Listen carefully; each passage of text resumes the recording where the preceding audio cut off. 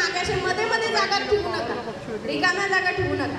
ते बघायला व्यवस्थित वाटत नाही आणि वरनं स्पीकरला बोलायलाही तेवढा इंटरेस्टफुली बोलता येत नाही. बॅग असू द्यात, बॅग खाली ठेवा, चेअरच्या खाली ठेवा, तुम्ही चेअरवर बसा. समोर या. बॅग साईडला ठेवा, तुम्ही चेअरवर बसा.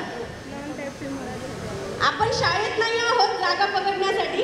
सो ज्यांनी कोणी पकडलं त्यांना हे लक्षात येईल जेव्हा ते येतील. ओके, सो सगळेजण सेटल लावून झाले. आपल्याला इव्हेंट सुरू करायचा आहे आणि आपल्याकडे मोस्टली 5 मिनिट्स आहेत गेस्ट स्पीकरला इन्व्हाइट करण्यासाठी. आणि एकदा गेस्ट स्पीकर हॉलमध्ये आले की आपली गडबड गोंधळ आपल्याला सगळं बंद करायचं. सो तुम्ही बसू शकता, बसू शकता. मी माझं इंट्रोडक्शन करून देते सगळ्यात पहिले. बाय द वे, किती जण मला ओळखत नाहीत, मला किती जण ओळखत नाहीत असे किती जण आहेत हॉलमध्ये? सगळं बघता?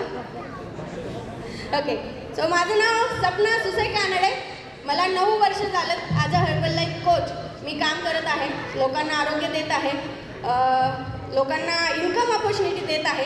आणि या 9 वर्षाच्या जर्नीमध्ये एकच गोष्ट शिकली की जेवढी जास्तीत जास्त ट्रेनिंग आपण घेऊ आणि ट्रेनिंग घेऊन इम्प्लिमेंट करू. तर अमोल जिने सरांसाठी एकदा जोरदार क्लॅपिंग करूया.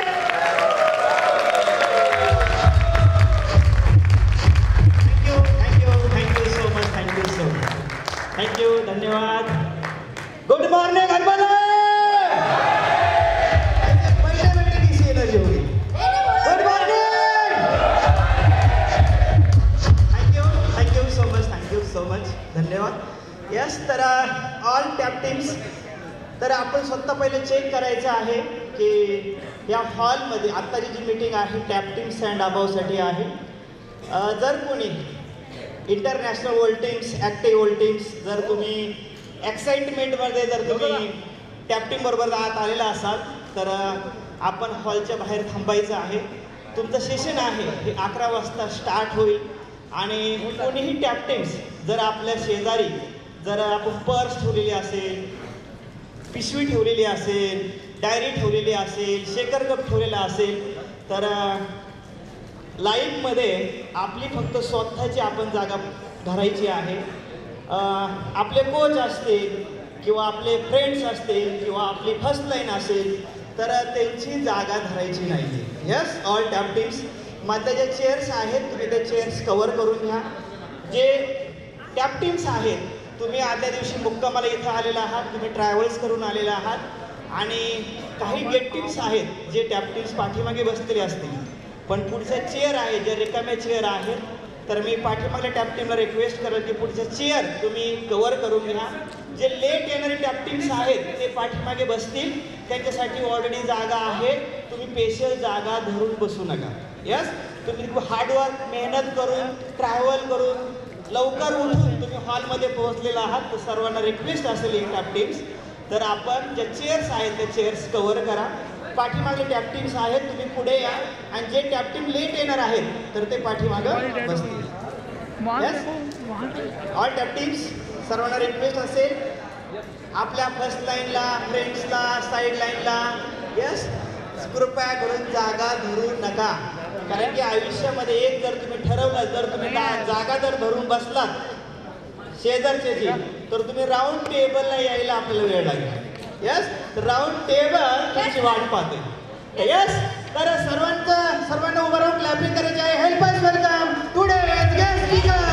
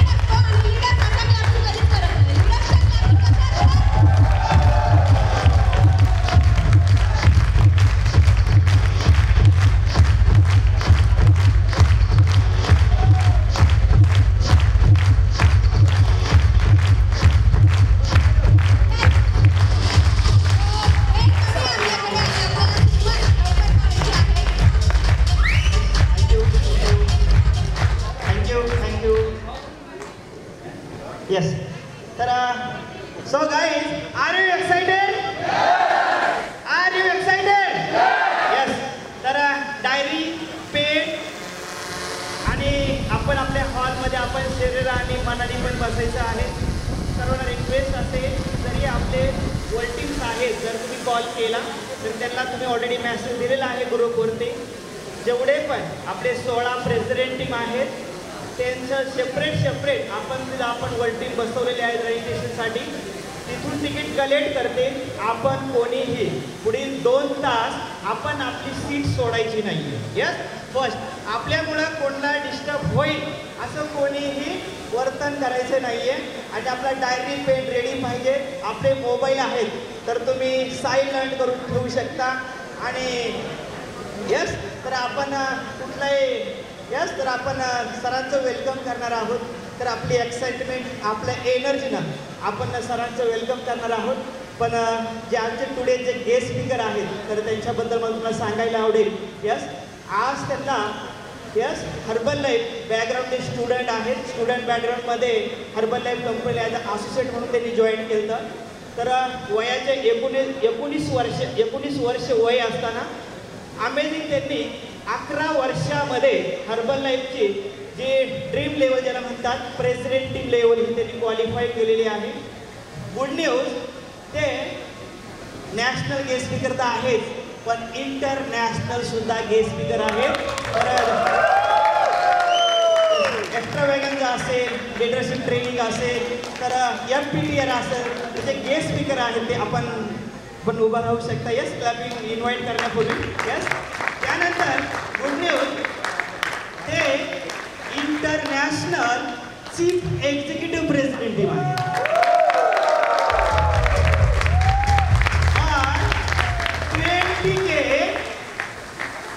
20K आहे, 250K रॉयल्टी प्लस त्यांनी क्वालिफाय केलेलं आहे ऑलरेडी.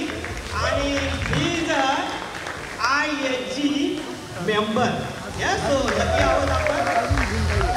तर त्यांचा नंबर इंडियाच्या टॉप 10 रॉयल्टी अर्नरमध्ये आणि टॉप 10 लिडरशिपमध्ये त्यांचं नाव येतं. आणि त्यांनी 1 नाही, 2 नाही, 3 नाही, तर तब्बल 12 वर्ष झालेले आहेत ते मार्क बोनस अवॉर्डला क्वालिफाय. एक्साइटमेंटली आपण त्यांना वेलकम करणार आहोत. तर help me welcome international chief executive president team member 20K 250 plus very soon going to chairman club and founder circle.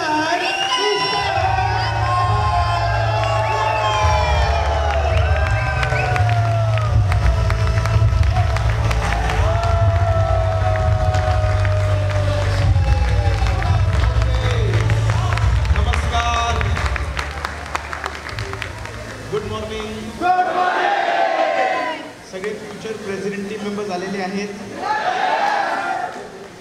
की फ्युचर चेअरमन्स क्लब. ग्रेट, बसा, let's get start. Okay, already आपला 20 मिनिटं गेलेला आहे, तर आपल्याकडे 1 तास झाला. मराठी कळते सगळ्यांना? कोई है जिसको मराठी नहीं समझ में आता? सगळ्यांना मराठी येतं व्यवस्थित? Very good. तुमच्यापैकी कोण असे आहेत ज्यांचं 3rd कट चालू आहे गेट टीमचं? नाही? ओके. कोणाचा 1st कट चालू आहे? किंवा कोणाच्या इच्छा आहे गेट टीम बनण्याची? ओके. म्हणजे तुम्ही सगळे 100% fully qualified global expansion team. Okay. तर गेट टीम म्हणजे काय? तुम्ही दोघे बसून घ्या आता. झालं का? जा, चहा पाणी पिऊन घ्या. 1.5 तासाचं ब्रेक आपल्याला आरामशीर. ते होते इथे बिचारे उभे राहून काय करणार ना. मी खाली आलो तर चालेल का? ठीक आहे. वरती उभं राहिले की गेस्ट स्पीकरचं फिलिंग येतं, खाली उभं राहिले की आपल्याच टीमची फिलिंग येते.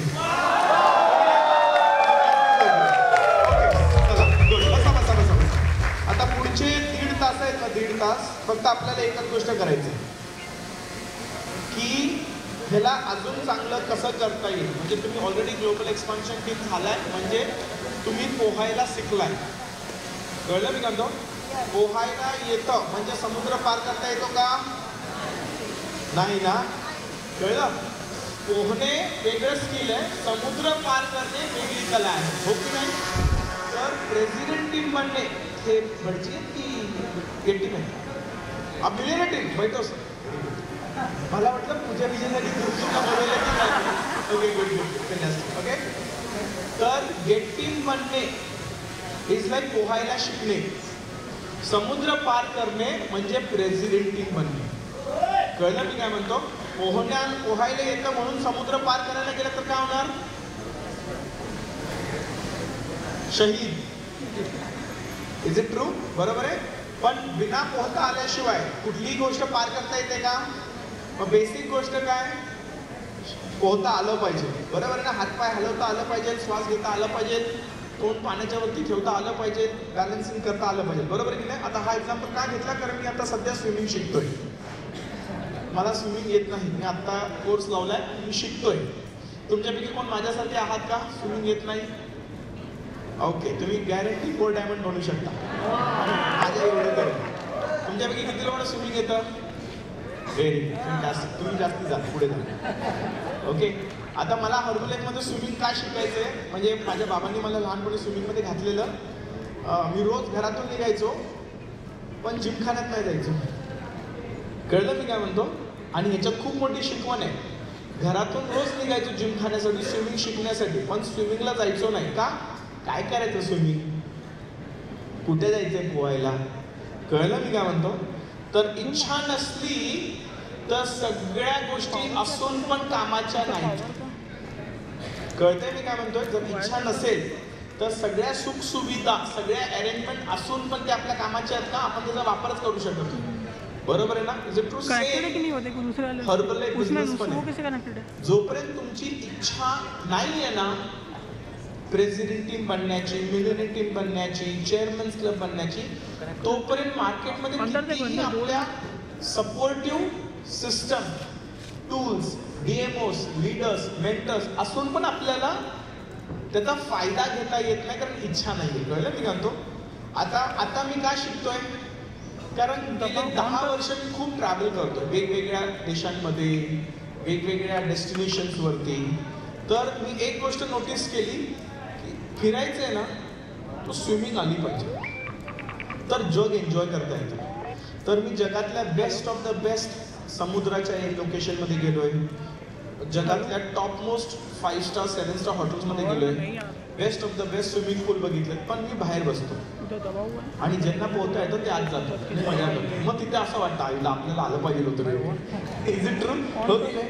म्हणजे आता आपण असं सुंदर ठिकाणी स्विमिंग, बीच साईड म्हणजे literally middle of the sea, एक असा एक सेक्शन असतो की समुद्राच्या मधोमध घेऊन जातात आणि तिथे सगळे पाण्यात उडी मारून पोहतात आणि मग तिथूनच फिश पकडतात, तिथेच जेवण बनवतात, तिथेच बोटवरती धमाल दिवसभर, रात्री रिटर्न करतात. मी दिवसभर बोटवरती बसून नेटफ्लिक्स बघतो. का? आपल्याला पोहता येत नाही. माझा किती दिवस झेला, मग नंतर मग जाऊ दे, म्हणून आपल्याला शिकलं पाहिजे. मग आता वेळ आहे शिकायला? बिलकुल नाही. मग त्यातल्या त्यात वेळ काढून जातो. कळलं मी म्हणतो? आता जेव्हा आपण क्लासेसला जातो त्या टीचर फिक्स टायमिंग देतो ना, रोज सकाळी 7लाच या, हो की नाही? तर त्या टीचरने मला 3 पटीने जास्ती पैसे द्यावे लागतात. का? तू माझ्या हिशोबाने ये. माझ्याकडे 7चाच वेळ रोजचा नाही आहे, कारण रोज माझी वेगवेगळी कामं असतात, इव्हेंट असतात, ट्रॅव्हल असतात, धावपळ असते. मग जो नॉर्मल लोकांसाठी जो देतो त्याच्यापेक्षा जास्त 3 पटीने द्यावं लागतं, कारण तो माझ्या हिशोबाने येतो. मी जेव्हा असेल तेव्हा तू ये. कळलं? एकदा तो रात्री 11ला आला. म्हणजे आता जेव्हा इच्छा असेल ना, मग आपण साम दाम दंड भेद करतो ते मिळवण्यासाठी. कळतंय? आता तुम्ही कुठल्या लेवलवरती आहात? Global expansion team. कसे पोचलात? कारण तुम्हाला हवं होतं. साम दाम दंड भेद केलात. किती लोकांनी गेट टीम बनण्यासाठी? सगळ्या गोष्टी सांभाळून केलात, घर सांभाळून केलात, वेळ नव्हता त्याच्यातून वेळ काढलात, बोलायला जमत नव्हतं तरी पण कुठून काहीतरी बोललात, वेळ नव्हतं ट्रॅव्हल करायला तर सुट्ट्या मारून ट्रॅव्हल केल्यात, घरातल्या गोष्टी साईडला ठेवून केलात. म्हणजे काय? जेव्हा गरज होती आणि जेव्हा नीड होती तेव्हा तुम्ही सगळ्या गोष्टी अरेंज करून ते केलात ना. Is it true? आता गेट टीम पासून मिलियनेअर टीम किंवा प्रेसिडेंट टीम, तुम्हाला काय वाटतं? हेच करावं लागेल, फक्त पर्सेंटेज जास्ती असेल, नंबर जास्ती असेल. Is it true? Right? So congratulations तुम्हा सगळ्यांना for being global expansion team. Fantastic. आता सगळ्यात पहिली गोष्ट, तुमच्यापैकी किती लोक अशी आहेत जी कोविड बेबी आहेत? कोविड म्हणजे कोविडमध्ये जन्माला आला. उभे राहा. जेवढी लोक कोविडमध्ये हर्बलेसमध्ये आला, उभे राहा, उभे राहा. हा, फॅन्टॅस्टिक, व्हेरी गुड. तुम्ही सगळ्यात डेंजर प्राणी आहात. सगळ्यात डेंजर प्राणी आहात. बसा, मी तुम्हाला समजवतो का. कारण कोविड सारखा बिझनेस एकदाच होतो आयुष्यात. कोविड सारखा बिझनेस सारखा होत. आता तुमच्यापैकी कोणी इन्व्हेस्टर आहात का? इन्व्हेस्टर शेअर मार्केटमध्ये पैसे इन्व्हेस्ट करता किंवा प्रॉपर्टीमध्ये पैसे इन्व्हेस्ट करता? ओके. तुमच्यापैकी किती लोकांनी बघितलं कोविडमध्ये शेअर मार्केट तगडा खाली पडला किंवा रिअल इस्टेट खाली पडला, कचऱ्याच्या भावात मिळत होते की नाही? आता मिळत आहे. आता त्याच प्राईसमध्ये घ्यायला जाल, तुम्हाला मिळेल कुठली गोष्ट? परत कोविडला यायला लागेल. तुमच्यापैकी किती लोकांना हवं कोविड परत आलं पाहिजे? काही म्हणाला धंदा वाढतो सर, आला तर काय वाईट नाही आहे. लोकांचं जीव पण गेले आणि चांगल्या लोकांचं गेले. तुमचं गेले तर काय होणार? समजतं मी काय म्हणतो? तर जी लोक कोविडमध्ये जॉईन झाल्या ना, कोविडमध्ये शेअर मार्केटमध्ये शिकवलं जातं की कोविड में जितना कमाया उतना अगले 50 साल नहीं कमाओ. क्यों? ये once in a life time opportunity असते जिथे एवढ्या कमी वेळात एवढं मोठं रिटर्न्स मिळतं. कळलं मी काय म्हणतो? तर कोविडच्या वेळी तुम्ही लोकांनी ज्यांनी जॉईन केलात ना, ज्यांनी त्यांना सगळ्यांना मला म्हणजे अख्ख्या भारतात आणि जगात एक सांगू इच्छितो, हा हर्बल बिझनेस नाही आहे. म्हणजे कोविडच्या वेळेत तुम्ही जो हर्बल बिझनेस केलात तो रिअल हर्बल बिझनेस नाही आहे. ते तुमचं नशीब चांगलं होतं की त्या मोजक्या वेळेत तुम्ही जॉईन झालात आणि फट बिझनेस ग्रो झाला. तसा बिझनेस नॉर्मल वेळेत होत नाही. अनबिलिव्हेबल. तुमच्यापैकी किती लोकांना ॲक्च्युली असं वाटतं की अरे कोविडमध्ये बिझनेस जबरदस्त झालेला आहे, मजबूत वाटला, आत्ता तसा वाढत नाही आहे किंवा आत्ता तशी ग्रोथ मिळत नाही किंवा आत्ता तसे लोक मिळत नाही आहेत कोविड. किती लोकांना असं वाटतं? म्हणजे ऑलरेडी तुम्ही एक्सपिरियन्स करायला सुरू केलं, हो की नाही? राईट. तर कोविड सारखं, तर जेवढी लोक हर्बलेमध्ये कोविडमध्ये जन्माला आलात ना, तुम्हाला थोडासा वेळ लागेल नॉर्मल सिच्युएशनला येण्यासाठी. कळलं? उदाहरण देतो. तुमच्यापैकी किती लोक गरिबाच्या घरात जन्मलात आणि लहानाचे मोठे झालात, ज्या घरात पैशांचा प्रॉब्लेम होता? ओके. तुमच्यापैकी किती लोकांची मुलं अशी आहेत जे चांगल्या घरात जन्माला आली, म्हणजे सुख सुविधा होती आणि त्यांना तुमच्यासारखा त्रास झाला नाही? तुमची मुलं आहेत, इज इट ट्रू? जर तुम्ही त्यांना तुमच्या गावी घेऊन गेलात आणि तुम्ही कसे लहानाचे मोठे झालात तर त्यांना दाखवायला गेलात तर त्यांना पटतं का? त्यांना जमतं का? नाही. ते आपल्याला वेड्यात काढतात की नाही? काही खोटं बोलतं, असं थोडी असतं, हो की नाही? आपण जी लोक वाईट परिस्थितीतून लहानाचे मोठे झालोय, पैशांची परिस्थिती बघून लहानाचे मोठे झालोय, काटकसर करून, जोडवी करून, कसं तरी करून आपण घर चालवलंय, सण मिटवलंय, जबाबदारी सांभाळल्यात. कळलं? हो की नाही? आपण कुठल्याही परिस्थितीत राहू शकतो की नाही राहू शकतो? हो की नाही? पण आपली मुलं जे एकदम सुख सुविधा मोठ्या घरात, लहानापासून त्यांना त्यांची बेडरूम, चांगलं स्कूल, म्हणजे असं शब्द निघाला नाही की ती गोष्ट घरात त्याच्यासाठी अवेलेबल झाली, अशा संस्कृतीत जर लहानाचा मोठा झाला मुलगा किंवा मुलगी, त्याला जर आयुष्यात प्रॉब्लेम आले तर तो लगेच ढासळतो की नाही? का? कारण त्याने वाईट दिवस, स्ट्रगलिंग दिवस पाहिलेच नाहीयेत ना, चॅलेंजिंग दिवस पाहिलेच नाहीयेत ना.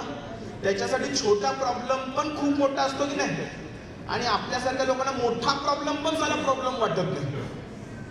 कळतंय? आपण म्हणजे ह्याच्यापेक्षा मोठ्या गोष्टी बघितल्या, हे काय समजतंय? तर तुम्ही कोविडवाले जे आहेत ना, कोविडवाले ते तुम्ही आहात. श्रीमंतातले घरातले लहान मुलं. तुम्हाला थोडा जरी प्रॉब्लेम आला ना, तुम्ही कोंबलाल, अरे देवा रे, हे असं का घडलं? कळतंय मी काय म्हणतोय? तुमची चुकी आहे का? नाही. आता आपल्या मुलं, तू जा ना, बस ना आता कुठेतरी, नाही तर बुक घेऊन बस लगेच, मला त्या व्हिडिओची गरज नाही, चलती होती ते. हां, ओके. काय म्हणतो तू? मग मी विसरलो. नाही, दुसरं काहीतरी बोलत होतो. माझा हाच प्रॉब्लेम आहे, मला आठवण सगळं असतं पण मी विसरतो. नाही, बोलत होतो. हां, तुम्ही गेटिंग, तुम्हाला त्रास होणार. तुम्हाला जरा जरी असं कस्टमर गायब झाले, व्हॉल्यूम पण थोडे जरी खाली गेले, क्लब रिकामं दिसलं, घेणारा माणूस पुढच्या महिन्यात ऑर्डर नाही दिला, काम करणारा सुपरवायझर अचानक तुमचा फोन उचलत नाहीये, असं जर झालं तर आपल्यासाठी काय होतं? संपला बिझनेस. एवढेच दिवस होते या बिझनेसचे. कळतंय? त्यात तुमची चुकी नाहीये, आपल्या मुलांची चुकी आहे का चांगल्या घरात जन्माला येणे, सुख सुविधावाले आई वडील मिळणे, नाही चुकी त्यांची, हो की नाही? Is it true? पण तिथे कुठली गोष्ट असते, तिथे आई वडील त्या मुलांना कसे संस्कार देतात की तुला सगळं मिळतंय, पण लक्षात घे सगळ्यांना ते मिळत नाही. आमच्या वेळी ते नव्हतं. तुला जर मिळत असेल तर लक्षात घे त्याच्या मागे तुझ्या आई वडिलांची खूप मेहनत आहे. तुला हे म्हणजे आपण जाणीव करून देतो की नाही देतो. आणि नंबर 2 त्याला बोलतो हे जे काही मिळतं नाही हे माझ्या घरातच तोपर्यंत मिळेल तुला. उद्या तू जेव्हा कॉलेजमध्ये जाशील तिथे मी नसणार, नोकरीत जाशील मी नसणार, धंद्यात जाशील मी नसणार, तिथं तुला स्वतः उभं करायचंय. कळलं? आपण आपल्या मुलांना कसं तयार करतो तसं तुम्हाला तयार व्हावं लागणार कोविडवाले, की बाबा हे कोविडमध्ये ज्या प्रकारचा 3 वर्षात मोठा बिझनेस ग्रोथ झाला तसा प्रत्येक वेळी होत नाही. आणि जर झाला असता तर मग 45 वर्षात किती चेअरमन्स क्लब झाले पाहिजे होते आणि भारतात किती प्रेस्टिज झाले पाहिजे होते. कळलं? हे मेसेज तुमच्यासाठी नव्हतं, हे मेसेज कोविडमध्ये जॉईन झालेल्या प्रेसिडेंट टीमसाठी होतं. हे बसलेच नाही ते पुढे प्रेसिडेंट टीम, हे तुमच्यासाठी होतं की तुम्ही जसं झटपट प्रेस्टिज झालात ना तसं झटपट चेअरमन्स क्लब होणार नाही. का? कारण हे त्याच्यात येत ना. कळलं? तर तुम्ही त्या श्रीमंत घरात जन्मलेल्या मुलांचे आई वडील आहात, हे तुमची पिल्लं आहेत. मग ह्यांना तसं सांभाळायला लागेल, तसे संस्कार द्यावे लागतील. कळतंय मी काय म्हणतोय? बरोबर बोलतोय की नाही? हो की नाही? आता दुसरी गोष्ट, पुढच्या 5 वर्षासाठी विदाऊट कोविडवाल्या बिझनेससाठी तयार आहात का? हा आवाज एसी मध्ये जोरदार येतो, हो की नाही? पण तुमच्यापैकी किती लोक असं ना हात उचलता खरं खरं मनापासून बोलत होता, ट्रेनिंग मध्ये जशी एनर्जी येते ना ती घरात येत नाही, किंवा इथं कसं करण्यासारखं असं आग लागते ना रोज तशी आग लागत नाही. होतं असं? Is it true? राईट? इथे बसल्यानंतर आपण असं करू शकतो, ते करूया, हे करूया, असं भरपूर 50 आयडिया येतात. पण घरात गेल्यानंतर हा काम करत नाही, ती काम करत नाही, हे होत नाहीये, ते होत नाहीये. असं किती लोकांबरोबर असं होतं, आहे की नाही? ऑडिओ व्हिडिओ मॅच करत नाही, होतं की नाही? नॉर्मल आहे, सगळ्यांबरोबर होतं. म्हणून तुम्हाला काय समजून घ्यायचंय, जगभरात लाखो ग्लोबल एक्सपान्शन टीम आहेत, पण फक्त 3,500 प्रेसिडेंट टीम आहेत. कळलं मी काय म्हणतो? माझ्या हिशोबाने 1-1.5 लाख ग्लोबल एक्सपान्शन टीम आहेत जगात, पण प्रेसिडेंट टीम फक्त 3,500. म्हणजे काय? तुम्ही गेट टीम झालात म्हणजे प्रेसिडेंट टीम होणार याची गॅरंटी आहे का? हा नाही. आता जी गोष्ट आपल्याला सुपरवायझर पासून वर्ल्ड टीम आणि वर्ल्ड टीम पासून गेट टीम मिळाली, तीच गोष्ट आपल्याला मिल टीम आणि प्रेस टीम पर्यंत जावी लागणार ना. म्हणजे असं काही वेगळं करायची गरज नाहीये. गेट टीम पासून मिल आणि प्रेस काम तर तेच आहे, पण तुमच्यापैकी प्रत्येक व्यक्ती गेटचं मिल आणि मिलचं प्रेस होणार का? 100% गॅरंटी. कशावरती गॅरंटी? आपल्याला हवंय का? बरोबर आहे. तर सगळ्यात पहिली गोष्ट मी तुम्हाला का बोलतो, कारण जी लोक कोविडमध्ये हर्बल लाईफमध्ये आले ना, कोविडमध्ये ओके, त्यांचा हर्बल लाईफमध्ये येण्याचा दृष्टिकोन असा, मला हर्बल लाईफ करायचंच आहे असं नव्हतं. माझ्याकडे आता काही नाहीये म्हणून काहीतरी करायचंय, चल हर्बल लाईफ करूया. न काही करता आपलं हर्बल लाईफ चालू झाले, चल आपण हर्बल लाईफ करूया. कळलं मी काय म्हणतो? समजतंय? हे तुमच्या हातात मिळालं हर्बल लाईफ. आणि कोविडच्या वेळी सिस्टम इतकी सुंदर होती. सुंदर म्हणजे काय? प्रत्येक माणूस घाबरलेला मरायला. मग तुम्ही त्याला म्हटलात ना हे घे, तर तो बोला अजून पण काही आहे का दे. कळलं? तुम्ही त्याला 1 घ्यायचा, तो 4 घ्यायचा. तर त्यावेळीचा कस्टमर बनणे आणि आत्ताचा कस्टमर बनण्याचा मार्केट सिच्युएशन वेगळं आहे की नाही? तेव्हा तुम्ही म्हणाल काय करतोय, झूमवरती आहे. तो खरंच काय करत नव्हता. मग तो झूमवरती यायचा सकाळ दुपार संध्याकाळ. आता तुम्ही त्याला म्हणता संडेला या, तुम्हाला नाही रे पाहुणे येत आहेत. होतंय नाही होतंय? Is it true? डिफरन्स आहे ना. मग तेव्हा तुम्ही गेट टीम झाला, ग्रेट. पण आता मिलेनियम टीम होणं तेवढं सोपं असणार आहे का? प्रेसिडेंट टीम होणं तेवढं सोपं असणार आहे का? नाही. इम्पॉसिबल आहे का? म्हणू शकता ना, पण तेवढं सोपं असणार आहे का? म्हणजे सगळ्यात पहिली गोष्ट काय हवी, जर गेट टीम पासून मिल टीम आणि मिल टीम पासून प्रेस टीम जायचं, तर मानसिकता, की तुमचा विचार तुमच्या बिझनेसकडे कसा आहे. कळलं मी काय म्हणतो? कसं असतं, आपल्याला कुठल्या गोष्टीची सवय लागली ना, ऐका, सवय लागली ना तर आपण तशीच गोष्ट करतो, त्याच्यापेक्षा डिफिकल्ट चालत नाही. एक्झाम्पल, तुमच्यापैकी किती लोक ऑटोमॅटिक गाडी चालवतात बिना गिअरवाली? कार ऑटोमॅटिक चालवता? ओके. काही दिवसांतर जर तुम्हाला मॅन्युअल गाडीवरती जावं लागलं तर जायला जमेल का? हा, सोपं असेल का?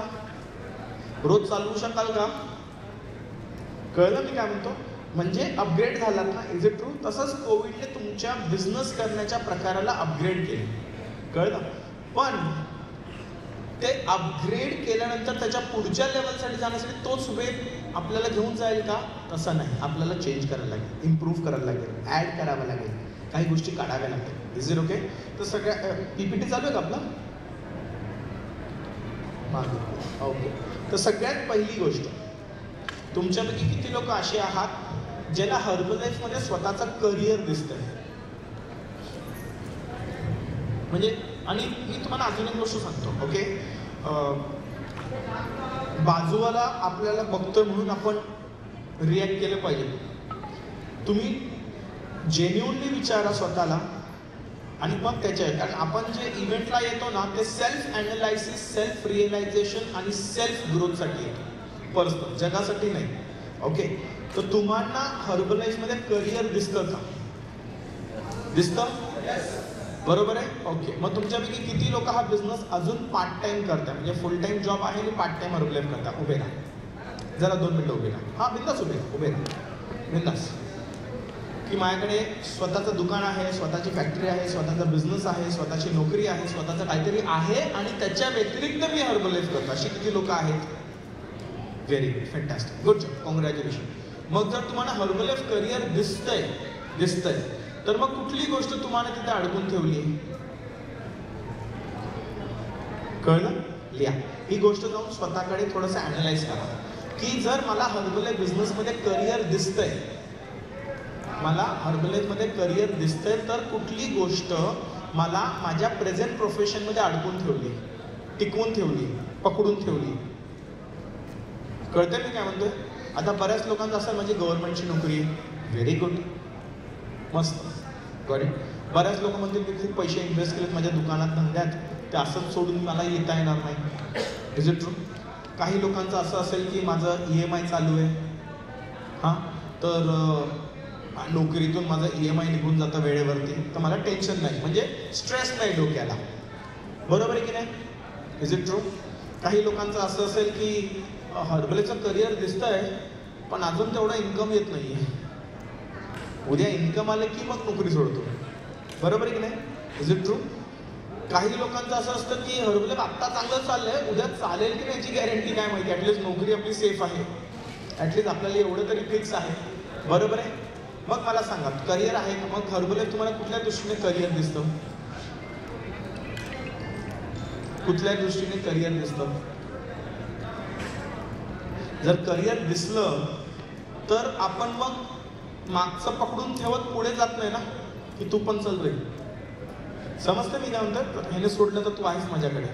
तर सगळ्यात पहिली गोष्ट हे सांगायचा अर्थ काय की तुमचा स्वतःचा हर्बलाईफ बिझनेसकडे बघण्याचा दृष्टिकोन आणि हर्बलाईफ बिझनेसच्या फ्युचरवरचा कॉन्फिडन्स किती आहे.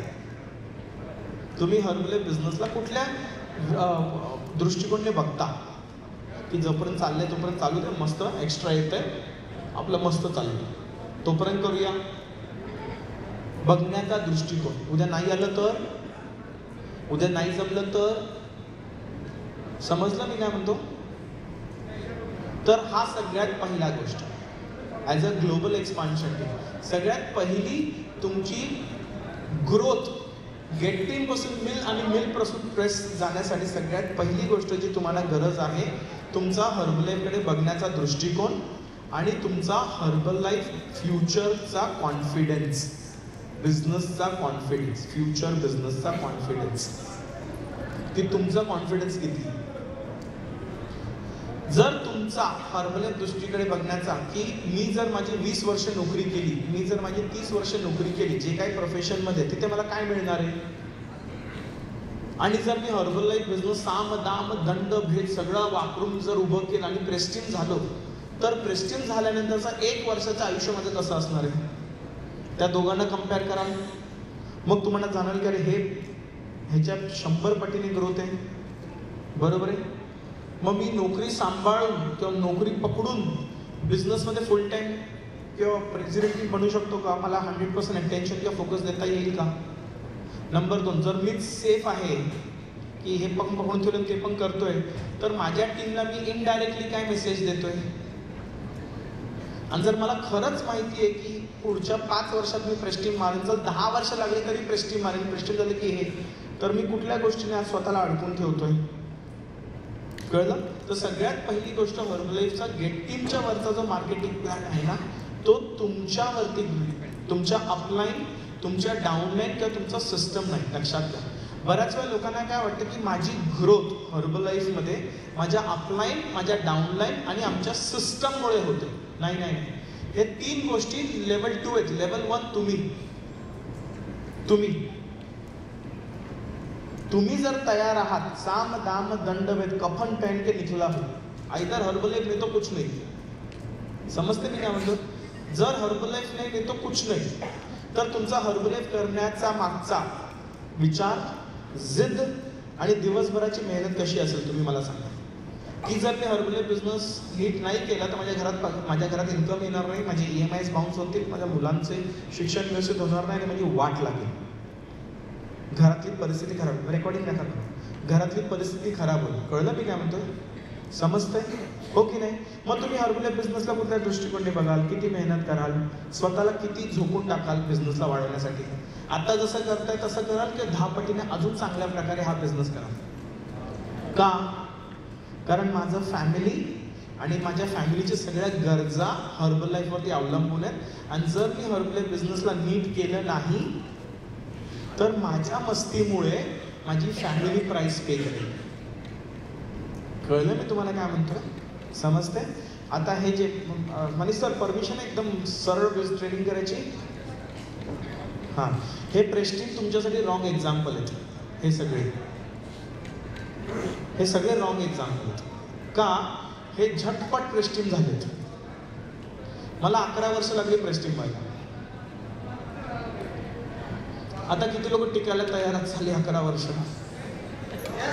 हां, ऐका, मी आज वर्ल्ड टीममध्ये स्टोरी सांगणार आहे काय फाटलेली माझी परिस्थिती काय खराब होती, फायनान्शियली माझी किती वाट लागलेली, किती लोनमध्ये गेलेलो. कळलं मी काय म्हणतोय? लोक गाडी घेण्यासाठी लोन घेतात, मी फ्लायर बनवण्यासाठी लोन घेतले. मी एक्स्ट्रा बॅगेजचं तिकीट घेऊन एक्स्ट्रा बॅगेजला ट्रॅव्हल करण्यासाठी लोन घेतलं. मी मीटिंगच्या हॉलचं भाडं भरण्यासाठी लोन घेतलंय आणि मी माझं प्रेसिडेंट टीम उभं केलं. मोटिवेट होऊ नका, उगाचच दुसऱ्या दिवस माझे टाळा नका. माझं काय म्हणणं, समजून घ्या. जर मोठं बनायचं तर ते मोठं बनण्यासाठी काय लागतं, आपल्याला काय लागतं. आता हे जेवढे प्रेसिडेंट टीम झालेले आहेत हे गेल्या 5 वर्षात प्रेसिडेंट टीम झालेत आणि तो वेळ खूप चांगला होता. त्यावेळी ज्यांनी नंबर उभे केले तो प्रेस्टीम होतो, नंबर गेले. पुढच्या 5 वर्षात फक्त नंबर उभे करून प्रेसिडेंट टीम होणार नाही, फक्त नंबर उभे करून प्रेसिडेंट टीम बनता येणार नाही. कळतं मी काय म्हणतोय? तर मी तुम्हाला पुढच्या 5 वर्षासाठी बोलतोय. तयारी आहात करायची? कळलं?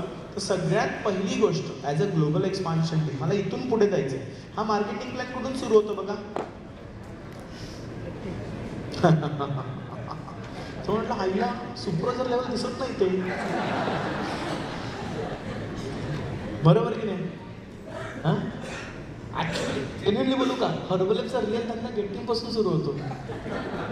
जोपर्यंत माणूस गेट टीम नाही तोपर्यंत तो टेम्पररी आहे. बाहेरची पब्लिक उभी आहे ना, ती पूर्ण टेम्पररी आहे. खरं बोलतो, तुम्ही परमनंट आहे. तुम्ही गेट टीम झाल्यानंतर 10 टाइम जास्ती चान्सेस आहेत तो माणूस क्विट नाही करत. Get team is a no return point. No return म्हणजे तो त्या माणसाला हर्बलाईफची चव लागली, तो आता हर्बलाईफच्या शिवाय जगू शकत नाही. त्याला हर्बलाईफचे बाहेरचे कार्यक्रम मूर्खपणा वाटतात. तुम्ही तुमच्या घरातल्या कार्यक्रमाला जा, लग्नाच्या, कसं डोकं फिरतं, काय फालतूगिरी झाली, हो की नाही? Is it true? राईट. मग मी पण जातो ना कोल्हापूरला, आमच्या इथे नवरा रुसतो का ते रुकवतात हे दिलं नाही. आईला वळकीन पण तू रुकवतपेक्षा मोठा चिकेल असं मनात येतं, पण बोलता येत नाही.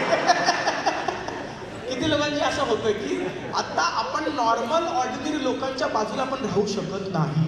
म्हणजे आपण जर हर्बलच्या बाहेरच्या लोकांबरोबर गप्पा गोष्टी मारत बसलो ना, आपलं डोकं फिरतं, आपलं भांडण होतं, त्यांच्याशी आर्ग्युमेंट होतात, होतं की नाही होतं? म्हणजे आता अशी परिस्थिती आली की आपण गेले 30 वर्षाचे काका आणि मामाला इज्जत देत आलोय ना, आता त्या काका आणि मामाची इज्जत राहिली नाही आपल्यासमोर. होतं नाही होतं? ह्याला म्हणतात नो रिटर्न पॉईंट. म्हणजे काय, आपण आता परत नॉर्मल लोक, नॉर्मल सोसायटी आणि नॉर्मल ॲटमॉस्फिअरमध्ये जगू शकत नाही. कळलं मी काय म्हणतो?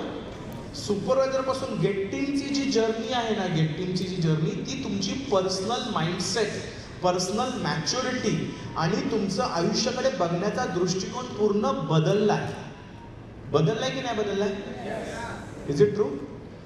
तुम्ही नॉर्मल लोकांकडे जात, ते म्हणतात काय वाईट आहे, चांगलंच आहे की स्वतःचं घर, मुलं चांगली शिकतायत, हे त्यांच्यासाठी खूप छान आहे. आपल्यासाठी नको रे बाबा असा विषय. एक्सपांड झालं ना हे. मग ॲक्च्युअल हर्बलचे बिझनेस ग्लोबल एक्सपान्शन टीम पासून सुरू होते. जोपर्यंत माणूस गेट टीम नाही आहे, लक्षात घ्या तो टेम्पररी आहे. गेट टीम झाल्यानंतर एक माणूस लॉंग टर्म परमनंट बिझनेसमध्ये समजू शकतो. हे तुम्हाला का समजवतोय? सगळ्यात पहिली गोष्ट, तुम्हाला पुढे जाण्यासाठी काय हवं आहे? सगळ्यात पहिली गोष्ट माइंडसेट, तुमचा बिझनेसकडे बघण्याचा दृष्टिकोन, आणि नंबर 2 तुमचा बिझनेसवरचा कॉन्फिडन्स. दुसरी गोष्ट काय हवी आहे? तुमच्या प्रेझेंट टीमला बघण्याचा दृष्टिकोन. माझी सुपरवायझर एवढी चांगली होती, गायब झाली. हो, ते होणारच गायब, ते परमनंट नव्हतेच. माझे वर्ल्ड टीम इनॅक्टिव्ह झाले किंवा आधीसारखे काम करत नाही, होणारच का? ते अजून गेट टीम झालेले नाहीयेत, अजून ग्लोबल एक्सपान्शन टीम त्यांनी अचीव्ह केलेली नाहीये, त्यामुळे ते परमनंट नाहीयेत. कळलं मी तुम्हाला काय म्हणतो? तर this is what you need. आता गेट टीम पासून बिल्ड टीम व्हायचंय. का समजवतो? बिना तुमच्या खाली गेट टीम डेव्हलप केल्याशिवाय तुम्ही मिल टीम बनवू शकता का? बिना तुमच्या खाली गेट 2-5 मिल टीम उभं केल्याशिवाय तुम्ही प्रेस टीम बनवू शकता का? समजतं मी तुम्हाला काय म्हणतोय? कळलं? तर आता ॲज अ ग्लोबल एक्सपान्शन मी तुम्हाला काय कळलं, तुम्हाला तुमच्या लेवलची समजूत आली की जोपर्यंत माणूस गेट टीम बनत नाही तोपर्यंत तो टेम्पररी आहे. कारण अजून त्याची leadership qualities, leadership mindset, leadership maturity, बिझनेसकडे बघण्याचा दृष्टिकोन किंवा आयुष्य जगण्याचा जो एक हे आहे ना फ्रेमवर्क, तो अजून त्याच्यात आलेला नाहीये. अजून पण त्याला घरातल्या लग्नात मजा येते, अजून पण तो सत्यनारायणाच्या पूजात जातो ताडपत्री लावायला. कळलं? आपल्यासारखा माणूस आता नाही जाणार. मी का म्हणायचं? कारण हर्बलच्या आधी मी सगळ्या कार्यक्रमात पार्टिसिपेट करायचे. पुढे सत्यनारायण म्हणा, गणपती म्हणा, दसरा म्हणा, ते सोसायटी, शाखा, आमचं लोकेशन, आमच्या मंडळाचा गणपती, सगळं केलं. हर्बलमध्ये आलं तर कळलं हे फ्री लेबर आहेत, हे फुकट मिळालेले मोटिवेटेड लेबर आहेत. त्यांच्या आयुष्यात काही होत नाही एक्सेप्ट आमचा गणपती, आमचं सत्ता, आमची दांड्या, आमचं. मला कळलं मूर्खपणा आहे तो. आपण जायचं नाही. मी गेलो बिलकुल नाही. आजच्या तारखेत फक्त वर्गणी जाते, मी जात नाही. ती मॅच्युरिटी आली माझ्याकडे. कळलं मी काय म्हणतो? की माझं तीच वेळ आणि तीच मेहनत मी दुसऱ्या गोष्टीमध्ये घालू शकतो जिथे मला जास्ती ग्रोथ मिळेल माझ्या आयुष्यामध्ये, कम्पेअर्ड टू इथे रात्रभर बसून ताडपत्रायला. हे अजून त्या वर्ल्ड टीम आणि सुपरवायझरमध्ये यायचं आहे. कळलं? तर तुमच्यापैकी किती लोक असा एक्सपिरियन्स आहे की माझ्या स्पॉन्सरने माझ्यावरती खूप मेहनत केली मला गेट टीम बनवण्यासाठी? किती लोकांना अशी केली की माझ्या स्पॉन्सरने मला खूप माझ्यावरती मेहनत केली, कॉल केले, येऊन भेटले, माझ्याशी बोलले, माझ्या टीमबरोबर काम केलं, माझ्या मार्केटमध्ये आले, केलं? लिहा. ते तुमच्या डाऊनलाईन बरोबर करणार नाहीत.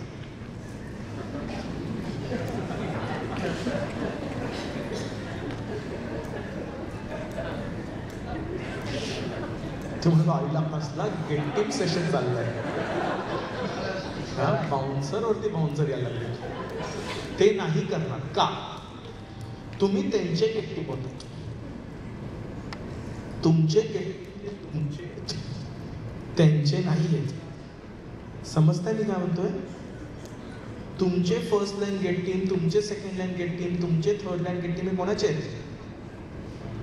तुमचे.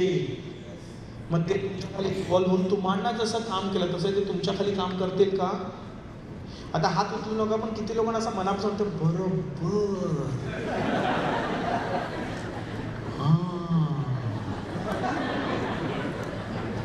आता तुम्हाला तुमच्या हा चांगला चेहरा दिसायला लागला.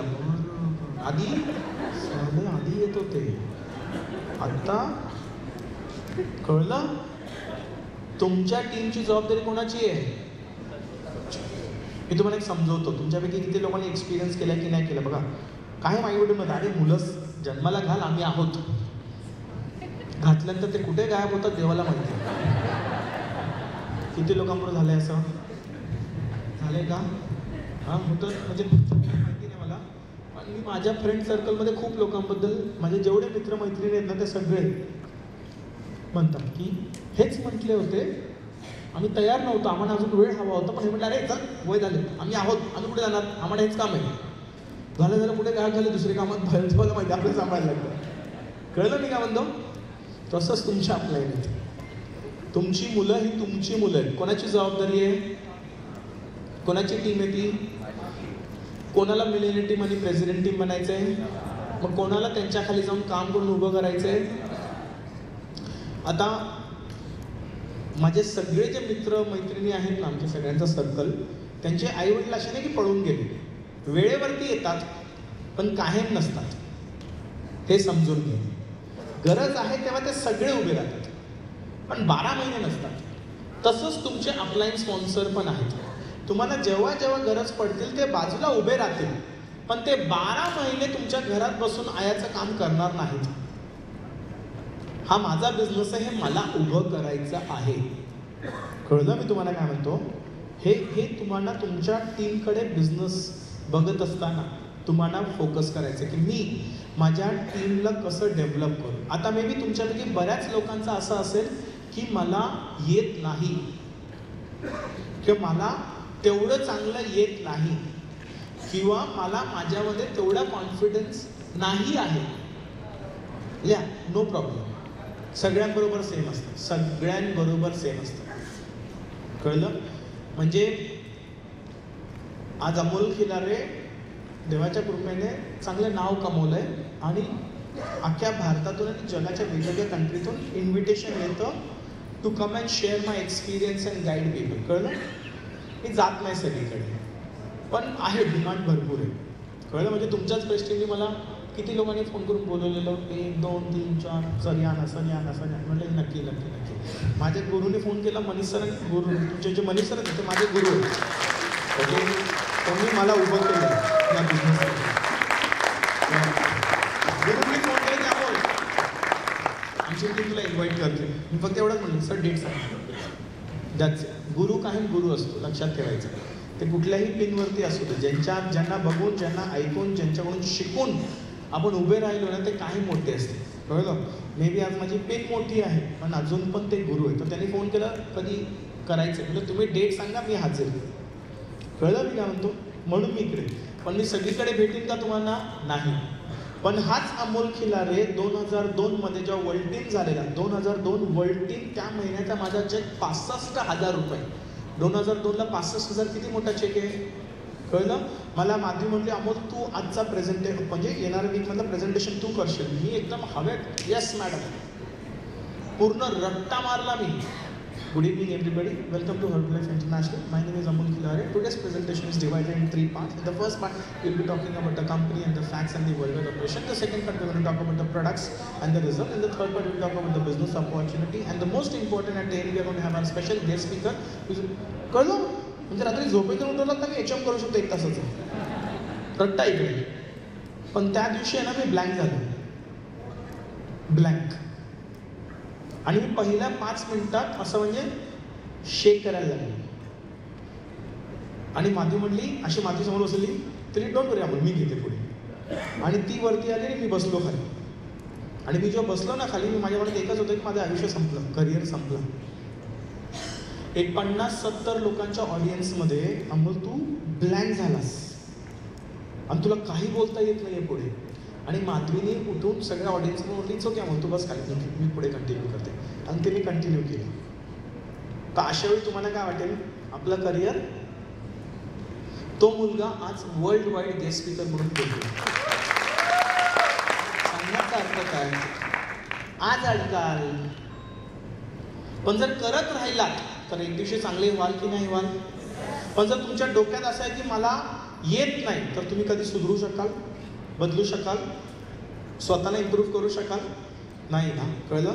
तर जे काय आहे ना त्याची जबाबदारी घ्यायची आणि स्वतःचा बिझनेस स्वतः उभा करायचा. सुरुवातीला वेळ लागेल, कळलं. सुरुवातीला तेवढं कन्वर्जन मिळणार नाही जेवढं आपला स्पॉन्सर बोलला तर मिळतं, तेवढं आपल्याला मिळणार नाही. कळतं मी काय म्हणतोय. ओके.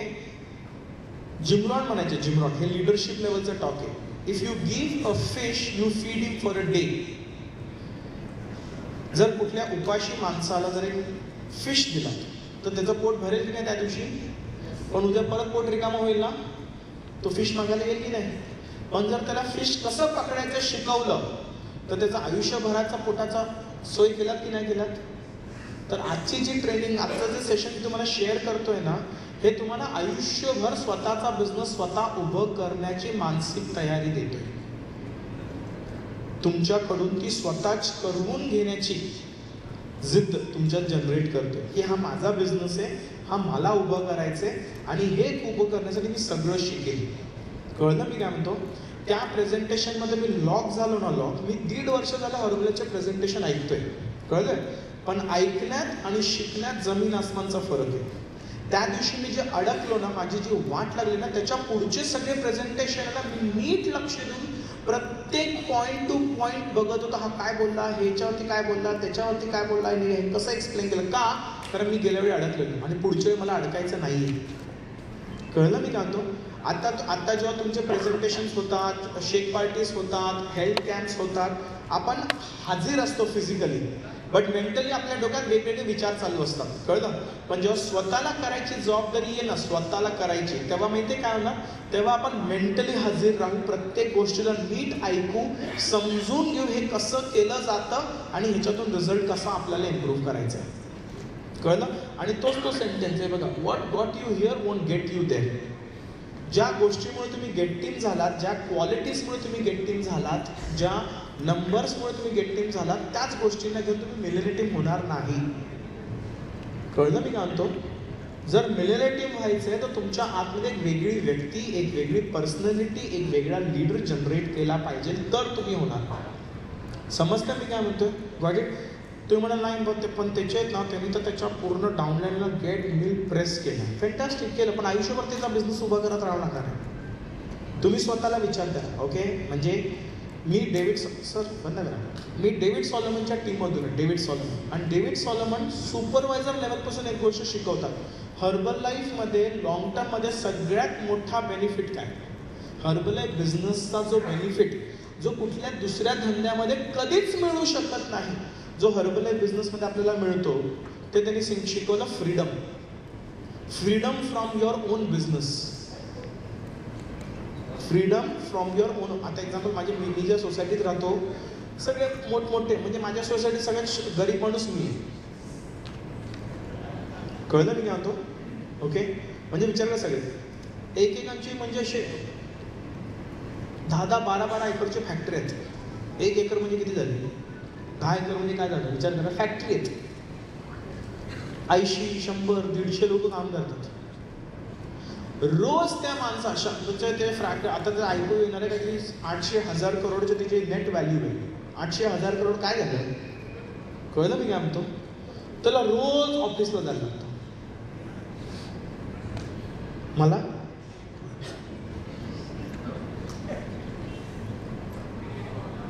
नाही. जर तो ऑफिसला नाही गेला ना तर काही ना काहीतरी गडबड घोटाळा होतेच होते. माझ्या इथे पण होते, मला फरक नाही पडत. का, मिल्टिंगचा बिझनेस आहे, त्याचा गडबड घोटाळा तो सांभाळेल. तो प्रेस्टिमचा बिझनेस आहे, तो त्याचा धंदा आहे, तो सांभाळेल. फ्रीडम फ्रॉम द बिझनेस म्हणजे काय, की मला माझा बिझनेस असा उभा करायचा आहे की तो माझ्यावरती अवलंबून नाही राहिला पाहिजे. माझा बिझनेस माझ्या बिना चालला पाहिजे, हो की नाही? मग तुमच्या टीमला तुम्ही कसे डेव्हलप कराल, कसा तुमचा वेळ गुंतवाल, कळलं? सुरुवातीचा जो वेळ होता माझ्या टीम मधला सगळं A to Z मी करत होतो, कारण ते नवीन होते, कळलं? मग ते जुनं झाल्यानंतर मी त्यांना म्हटलं अर्ध तुम्ही करा, अर्ध मी करतो, आपण एकत्र करूया. आणि नंतर पूर्ण तू कर, मी मागे बसून बघतो तू कुठे चांगला करतोस, कुठे वाईट करतोस, आणि मी तुला इम्प्रूव्ह. आणि मग नंतर मी जायचंच बंद केलं. मग ते म्हणतात तुम्ही येत नाही, आम्ही काय करू? ठीक आहे, बंद करून टाकू. नाही, असं कसं बंद करणार, माझं घर चालतं याच्यावरती, मग चालू ठेव.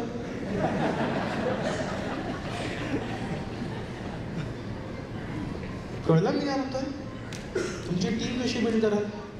गेट टीम पासून मिलेनियम टीम झाले, मिलेनियम टीम पासून प्रेसिडेंट झाले. स्वतःमध्ये बदल आणण्याशिवाय, स्वतःमध्ये ग्रोथ आणण्याशिवाय तुम्ही तुमची टीम ग्रो करू शकता का? नाही. Is it true? राईट?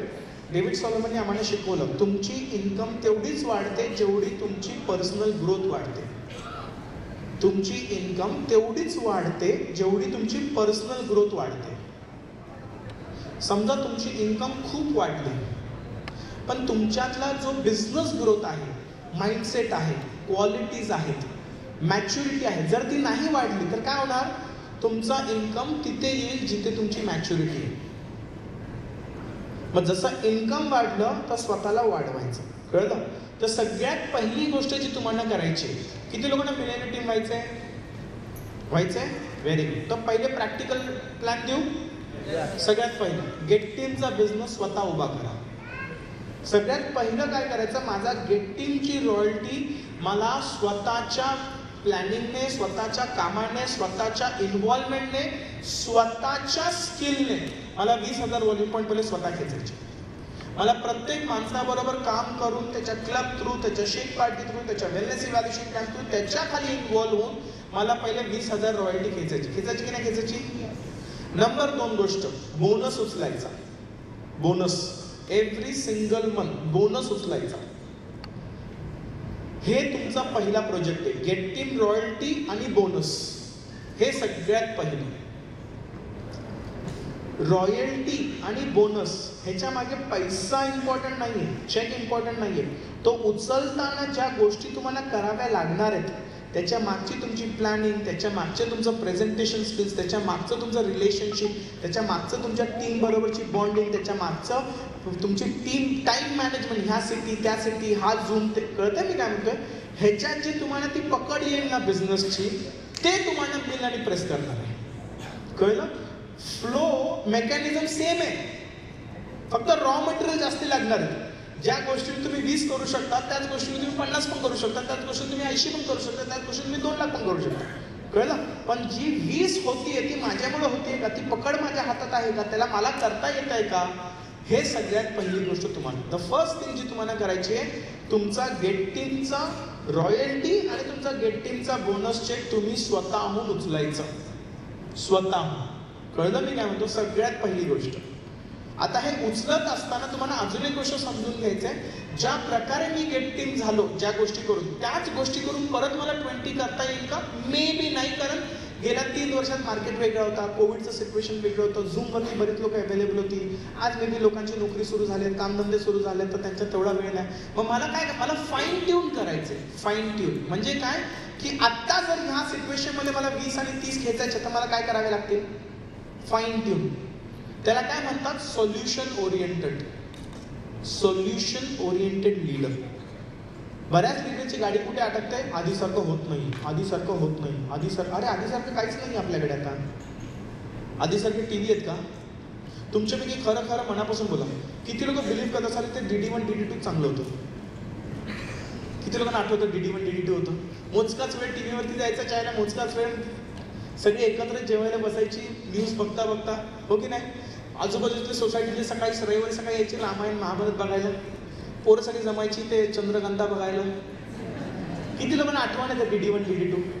आजच्या तारखेत अमेझॉनवरती 50 पिक्चर आहेत, पण कन्फ्यूज कुठलं बघू होतं?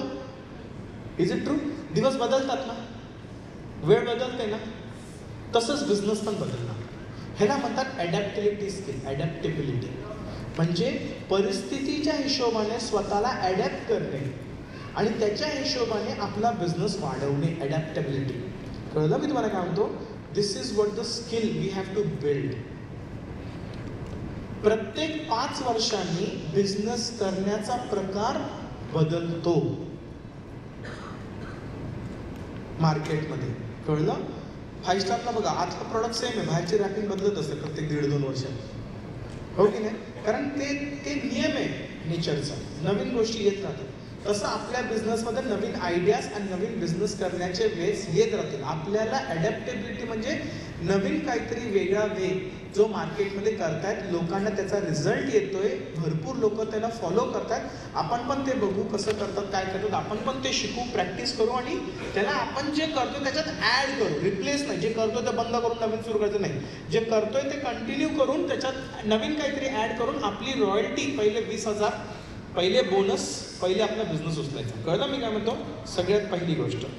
दुसरी गोष्ट मी तुम्हाला समजवतो. Don't depend on your present team for your next level. तुमची जी प्रेझेंट टीम आहे, फर्स्ट लाईन, 3 लाईन, हीच टीम तुम्हाला मिल्टीमपर्यंत घेऊन जाईल का ह्याची गॅरंटी नाही आहे. कळलं मी काय म्हणतो? आपण जेव्हा डिपेंडेंट होतो ना, मग नवीन लोक आणायची बंद करतो. डिपेंडेंट म्हणजे हे आहेत ना, हे करतील ना, हे घेऊन जातील, चांगली आहेत लोक. कळतं मी काय म्हणतो? मग अशा वेळी काय होतं, आपली पूर्ण एनर्जी त्या प्रेझेंट टीमकडेच जाते आणि आपण नवीन टीम उभी करत नाही. मग आपण आपली टाइम आणि एनर्जी आपल्या प्रेझेंट टीममध्ये घातली आणि त्या टीमने आपल्याला हवंय तसं जर पुढच्या 1 वर्षात ग्रोथ दिलं नाही, तर मग काय होतं, आपल्या टीमकडे फ्रस्ट्रेशन वाढतं, राग वाढतो, चीड वाढते, आपल्या टीममधले चुका दिसायला लागतात, आपल्या टीममधली कमतरता दिसू लागते आणि मग काय होतं, रिलेशनशिप खराब होतं. मग काय होतं, ते जे करत होते ते पण करायचं बंद करतात. बघितलं तुमच्यापैकी काही लोकांनी ह्या गोष्टी? हो, हे घडलंय माझ्याबरोबर. कळलं? म्हणून दुसरी गोष्ट काय, नवीन टीम उभी करायची. गेट टीम पासून 2-5 गेट टीम जायचंय, नवीन गेट टीम मधली टीम उभी करायची. गेट टीम पासून मिलेनियल टीम जायचंय का, नवीन 4 गेट टीमची टीम उभी करायची आणि असं कामाला लागायचं. का? जर माझ्या प्रेझेंट टीमने काम नाही केलं, भले ते चांगली आहेत, हर्बलाइज्ड आहेत, ते एव्हरी डे हर्बलाइफ खातात, पण मे बी त्यांच्याकडे तेवढे मोठे गोल्स नाही आहेत, त्यांचे ड्रीम्स तेवढे मोठे नाही आहेत, त्यांना तेवढं पळायचं नाही आहे, त्यांना तेवढी मेहनत करायची नाही, त्यांना तेवढं मोठं सक्सेस आयुष्यात नको आहे. मग चांगली लोक असून पण ते आपल्याला रॉयल्टी ग्रोथ करून देतील का? नाही की नाही? Is it true? म्हणून दुसरं नवीन टीम, न्यू पीपल.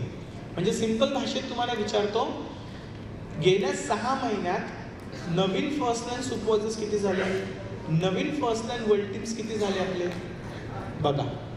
आणि जर ते नाही झाले, मग ज्या पण आपल्या गोष्टीत बिझनेस व्हायला लागल्या ना, ह्या गोष्टी आपण बऱ्याच वेळा आपल्या डी ग्रोथ म्हणजे काय की आपला बिझनेस आधीपेक्षा खाली गेला किंवा स्टॅग्नेंट जिथे आहे तिथेच आहे, त्याचं ब्लेम आपण एक्सटर्नल देतो. एक्सटर्नल म्हणजे सिस्टम, स्पॉन्सर, डाऊनलाईन, डिस्काउंट, ॲमेझॉन, दुसरी MLM कंपनी. कळलं? आपण बाहेरच्या गोष्टींना आपण कारणभूत ठरवतो की ह्यांच्यामुळे माझा बिझनेस खाली गेला, पण ॲक्च्युली त्यांच्यामुळे गेला नाही, आपला बिझनेस आपल्या कामामुळे गेला. आपलं काम काय, नवीन फर्स्ट लाईन, नवीन कस्टमर, नवीन डिस्ट्रीब्युटर, नवीन सुपरवायझर, नवीन वर्ल्ड टीम, नवीन कस्टमर, नवीन डिस्ट्रीब्युटर, नवीन सुपरवायझर, नवीन वर्ल्ड टीम. आता तुमच्यापैकी खूप लोकांचं असं, स्पेशली गेट टीमवरती असं हे असतं, हे कधीपर्यंत करत राहायचं, नवीन कस्टमर, नवीन डिस्ट्रीब्युटर, नवीन सुपरवायझर, नवीन, हे कधीपर्यंत फाउंडर सर्कल का? त्याच्यापुढे मार्केटिंग प्लॅनमध्ये लेवल नाही आहे. समजलंय? तुम्ही फाउंडर सर्कल करून जर समजा 15 डायमंडची पिन आली, मग परत कंटिन्यू 15 डायमंड. जोपर्यंत आपल्याला नेक्स्ट लेवलला जायचं आहे तोपर्यंत हे करावं लागणार. आता हे कोणासाठी करायचं आहे? या डाऊनलाईनला दाखवण्यासाठी. जेव्हा आपले डाऊनलाईन आपल्याला बघतात, नवीन कस्टमरची ॲक्टिव्हिटी, नवीन कस्टमरचं प्रेझेंटेशन, नवीन कस्टमरचं रिटेल, नवीन असोसिएट रिक्रुटमेंट, नवीन सुपरवायझर आपला फर्स्ट लाईन, नवीन वर्ल्ड टीम आपला फर्स्ट लाईन, हे होताना बघतात ना, तर आपली डाऊनलाईन आपल्याला बघून तेच करते जे आपण करतो. पण जर आपण ते नाही केलं आणि आपण नुसतं जाऊन प्रेझेंटेशन आणि नुसतं जाऊन प्रमोशन आणि नुसतं जाऊन म्हणतात ना ते लेक्चर बाजा केले ना आपण, तर मग आपल्या डाऊनलाईनला हळूहळू ते पण आपल्यासारखे होतात लेक्चर बाजा. कळतं मी काय म्हणतो? आणि मग आपल्याकडे पूर्ण ऑर्गनायझेशन लेक्चर बाजाची असते विदाउट व्हॉल्यूम पॉईंट. आणि मग कुठेतरी असं DDM सारखा एक इव्हेंट येतो जिथे आपल्याला शॉक लागतो, आरशा दिसतो आणि आपण बदलतो. किती लोकांना हे DDM मध्ये झालं? डायमंड डेव्हलपमेंट वर्कशॉप मध्ये काय मीच कमी पडतो, मलाच कळलं की प्रेस्टिज 30-40 लाख रुपयाचा चेक असेल तुमचा, तरी पण तुम्हाला वाटलं ना मी चुकतोय. विचार करा, चुकल्यानंतर पण 20-30 लाख रुपये देते कंपनी. हा, चुकल्यानंतर पण. म्हणजे आपण समोरून म्हणतो काय मूर्ख आहे मी, जे करून इथे पोहोचलोय तेच करायचं बंद करून टाकलं मी, आणि तरी आम्हाला 20-30 लाख रुपये मिळतात. अशी कुठे कंपनी मिळेल? तुम्ही जर तुमच्या नोकरीत चुकलात काय करतात? सस्पेंड, सॅलरी अर्धी, इज्जत गेली ती वेगळी. आपल्या इथे कोणाला कळत पण नाही आपण चुकलो, आपल्यालाच माहिती नाही, आपणच सुधारतो. म्हणजे किती चांगला बिझनेस विचार करा. कळलं मी काय म्हणतो? हे DDM मध्ये. मग हे पण ह्याच्यात म्हणजे काय होतं, आमच्या सगळ्यांना जर विचारलं तर एक रिग्रेट आमच्यामध्ये काय, हातातला वेळ देण्याचा आहे. ते 1 वर्ष थांबवली गाडी, ते 2 वर्ष झाली गाडी थांबवलं नसतं तर आज अजून पुढे असतो. अजून काही नाही, वेळ गेला. परत सुरू करू शकतो, हो करू शकतो, परत उभं करू शकतो, करू शकतो, पण हातातून वेळ गेला, ह्याचं रिग्रेट असतं. हे तुम्हाला होऊ नये म्हणून मी तुम्हाला सांगतो. नंबर 2, नवीन टीम डेव्हलप करा. New first line organisation develop करा. नाही, माझ्या स्पॉन्सरकडे तर 2च लाईन आहेत आणि एक मिल्टीम, एक प्रेस्टिमेंट, त्याला मस्त चेक येतो. तो माणूस कधीच चेअरमॅन्स क्लब बनू शकत नाही. तुम्हाला चेअरमॅन्स क्लब बनायचं आहे? गुड. सगळ्यात पहिली एक बिझनेस मधली एक शिकवतो, कधी पण अपलाईन बरोबर कम्पीट करू नका, कायम तोच जिंकतो.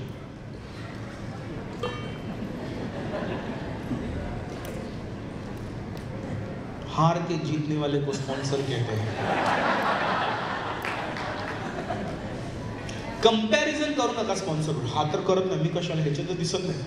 एक लक्षात घ्या, त्याच्या कर्माचं चेक त्याच्या घरात जाणार आहे, तुमच्या कर्माचं चेक तुमच्या घरात येणार आहे. तो जर कमी करतोय, तो आज मोठा कमवता, उद्या छोटा कमवेल. तुम्ही जर जास्ती करताना आज छोटं कमवता, उद्या 10 पटीने मोठं कमवाल. कळलं मी काय म्हणतो? बरीच चांगली लोक पुढे अडकतात, त्यांच्या समोरची लोक असं करतात, मी पण नाही. तुम्ही वेगळा विचार करा, तुम्ही मोठा विचार करा. कळलं मी काय म्हणतो? तुम्ही विचार करा की मला पुढे जायचंय, मला ग्रोथ करायची, मला मोठा सक्सेसफुल बनायचं आहे. हा तुमच्यात असला. स्पॉन्सर्स ही कॉम्पिटिशन नाही आणि कंपॅरिझन नाही. कळलं मी काय म्हणतो? तुम्हाला कोणाशी कॉम्पिटिशन आणि कंपॅरिझन करायचं लिहा, तुमच्या स्वतःच्या ॲबिलिटीशी आणि तुमच्या स्वतःच्या फ्युचर सक्सेस जे तुम्हाला हवंय त्याच्याशी. मला जे हवंय, मी जे करतोय ते करून मला मिळणार आहे का? ते नाही, मग मला ते करावं लागेल, शिकावं लागेल, बदलावं लागेल. कळलं मी काय म्हणतो? हे आता हे ग्रोथ करण्यासाठी तुम्हाला काही गोष्टी इम्प्रूव्ह कराव्या लागतील. Number 1, upgrade your skills. तुमचे बिझनेसचे स्किल्स अपग्रेड करा. स्किल्स, बिझनेस जनरेट करण्याच्या मागे जे स्किल्स असतात ते न्यूट्रिशन क्लब स्किल्स म्हणू शकता, प्रेझेंटेशन स्किल्स म्हणू शकता, वेलनेस इव्हॅल्युएशन कॅम्प्स आणि हेल्थ टॉकवाले स्किल्स म्हणू शकता, तुमच्या डिस्ट्रीब्युटर लेवलची ट्रेनिंग करण्याची स्किल्स म्हणू शकता. कळलं? डिस्ट्रीब्युटरला बिझनेस प्लॅन प्रमोट करून त्याला क्वालिफिकेशन्समध्ये घालण्याची स्किल्स म्हणू शकता. कळलं मी काय म्हणतो? नवीन मार्केट ओपन करणे, एक्सपांड करणे, फक्त कॅमेरासमोर न बसणे, फिजिकली आपण गाडी घेऊन वेगवेगळ्या मार्केटमध्ये उतरणे, वेगवेगळ्या सिटीजमध्ये जाणे, ह्याला स्किल्स म्हणतात. कळलं मी काय म्हणतो? हे स्किल्स तुम्हाला डेव्हलप करायचे, हे करा.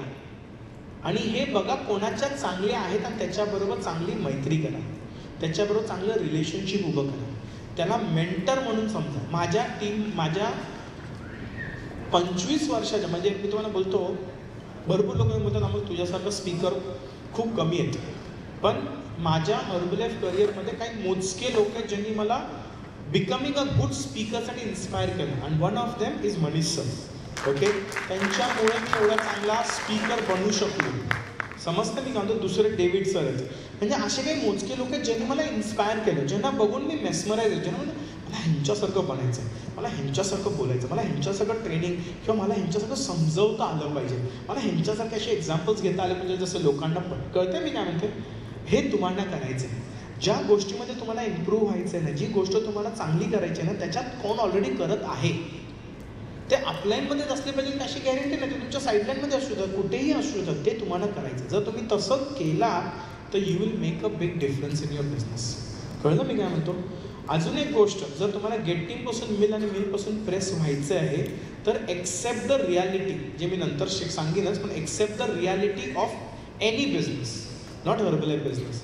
Accept the reality of any business, त्याला म्हणतात रिप्लेसमेंट. रिप्लेसमेंट.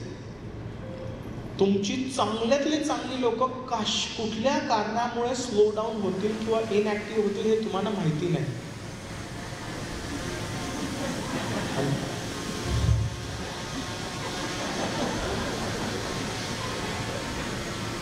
कर ना, तुझं संपलं की मी सुरू करतो.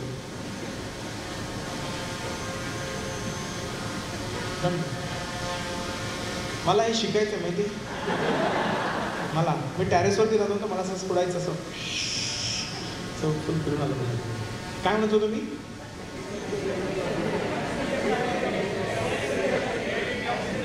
Accept the reality. का मी तुम्हाला म्हणतो, आपण कधी कधी आपल्या टीममध्ये स्ट्रॉंग लीडर्स असतात.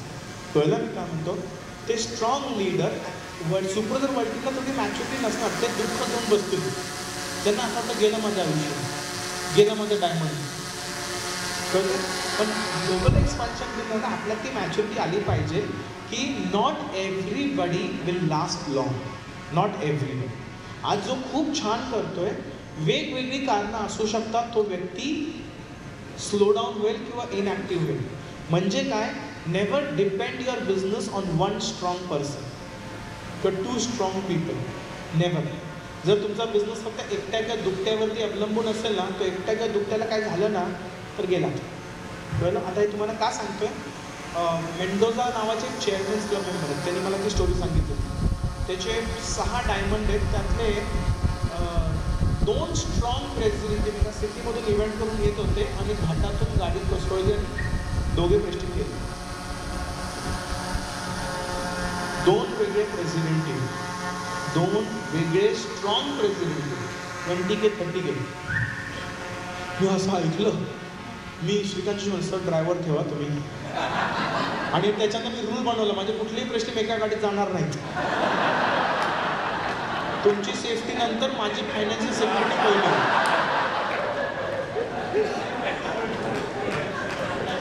खरं आहे की खोटे?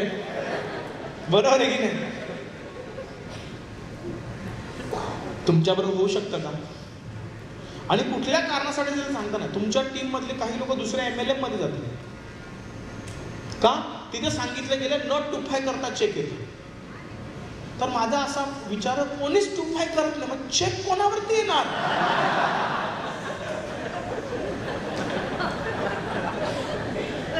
मला हवंय माझ्या सगळ्या टीमने टुफाय करावं त्यांना चेक येण्यासाठी, कारण त्यांच्या टुफावरती मला चेक येतो.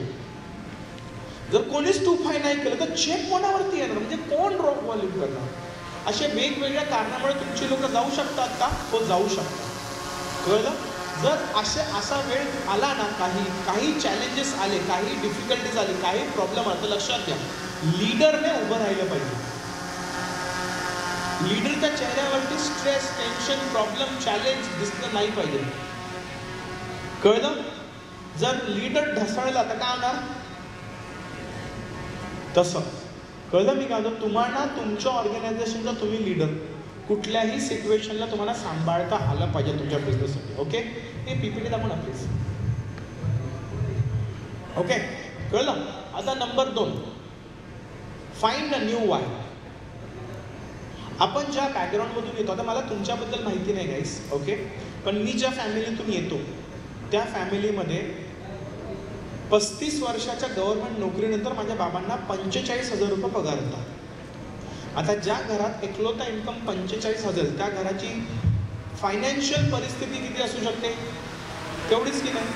मग त्या घरातून आलेल्या मुलाला 1 लाख रुपये महिना इन्कम म्हणजे काय झालं? अनबिलिव्हेबल. अजून काय हवंय आपल्याला? कळलं मी काय म्हणतो? आता आपला प्रॉब्लेम म्हणजे मेजॉरिटी लीडरचा प्रॉब्लेम काय होतो? लीडरचा जेव्हा त्याच्याकडे एक इन्कम गोल असतो ना, तो दिवस रात्र एक करून काम करतो आणि त्या इन्कम गोलला अचीव्ह करतो. पण ते इन्कम गोल मिळाल्यानंतर पुढचा गोल डोळ्यासमोर नसला ना, की जे काही केलंय ना ते सगळं करायचं हळूहळू तो बंद करतो, कमी करतो. नोटीस केलं तुम्ही लोकांनी? कळलं? तर this is what Jim Ron म्हणतात, find new goal and replace to your present goal. आता मला ग्लोबल एक्सपान्शन व्हायला 6.5 वर्ष लागली, 7 वर्ष. मी 6.5-7 वर्ष वर्ल्ड टीम होतो. तुम्ही किती लोक 7 वर्ष गेट टीमवरती राहिलात, टिकलात तर चालेल तुम्हाला? म्हणजे मिड टीम 7 वर्षानंतर व्हायला तर चालेल का?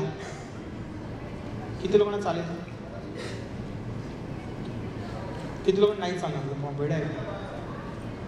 किती लोक काही विचार हात उचलणार नाही? किती लोकांना प्रश्नच नाही कळला? हां, जर तुम्हाला 7 वर्ष लागली गेट टीम पासून मिड टीम व्हायला तर चालेल का? हां, नाही सांगा. मी काय नाही सोडून दिलं माहिती आहे का वर्ल्ड टीम पासून गेट टीम? मी नंतरच्या याच्यात सांगेन. कारण बाबांच्या 35 म्हणजे 30-35 वर्षाच्या नोकरीनंतर 50,000 पर्यंत पगार पोचला. तर मला 20 वर्ष लागली तरी काय वाईट आहे का 1 लाख कमवायला? समजतंय? तर हे तुम्हाला आधी घालायचं. घाई 3 वर्षातच हवं, 2 वर्षातच हवं, ह्यांना 1 वर्षात मिळेल, मला पण 1 वर्षात हवं.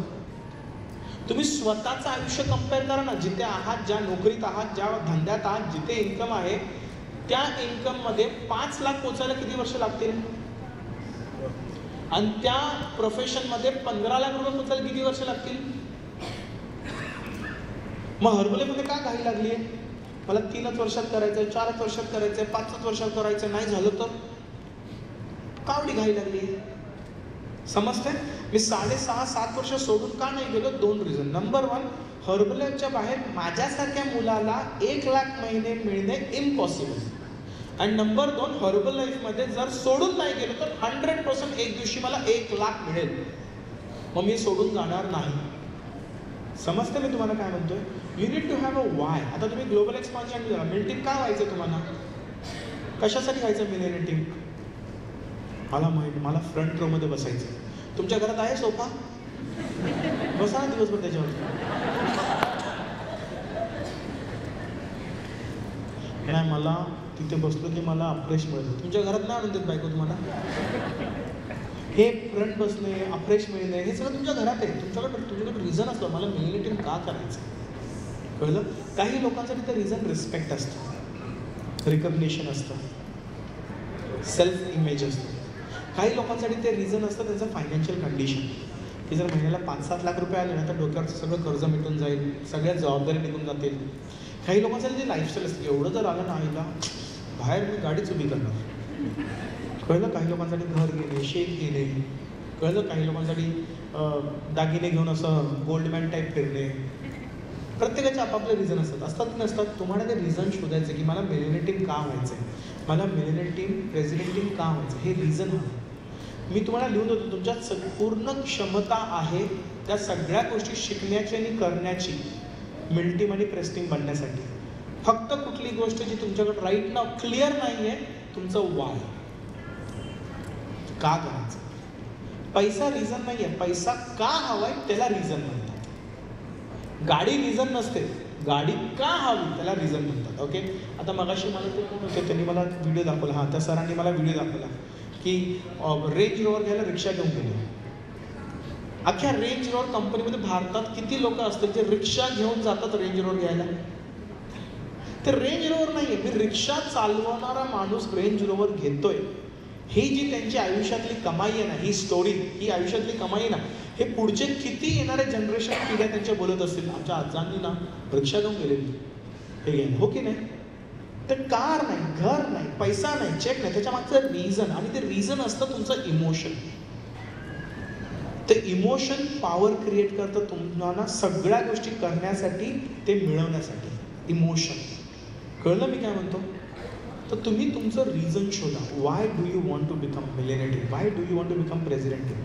आणि हे रिझन असं असलं पाहिजे जे तुम्हाला टिकवेल, कुठल्याही परिस्थितीत तुम्हाला टिकवेल ह्या बिझनेसमध्ये. तुम्ही सोडून जाणार नाही. कळलं मी काय म्हणतोय? परिस्थिती चांगली असू दे की वाईट असू दे, बिझनेस फास्ट व्हायला लागलाय की स्लो व्हायला लागलाय, फरक नाही पडत, कारण तुम्हाला त्या डेस्टिनेशनशी पोचण्याशी मतलब आहे. कळलं मी काय म्हणतो? दॅट इज द होल गोल. आता तुमच्यापैकी किती लोक ह्याला आलेला इंडिया लिडरशिप रिट्रीटला मुंबईला आलेला? इव्हेंट संपल्यानंतर रात्री निघाला तर किती लोकांना ट्रॅफिक लागलं लोणावळ्याला? आणि किती तास अडकलात? 2-2, 3-3, 4-4 तास अडकलात की नाही? कारण लॉंग विकेंड होता, सगळंच मुंबई बाहेर निघत होतं. मला तर वाटतं त्यांना फ्लॅट दिलं पाहिजे वर्क फ्रॉम होम करून. हां, म्हणजे एवढे कंटाळी लोक ज्यांना घराच्या बाहेर जायचं असतं, विचार करा.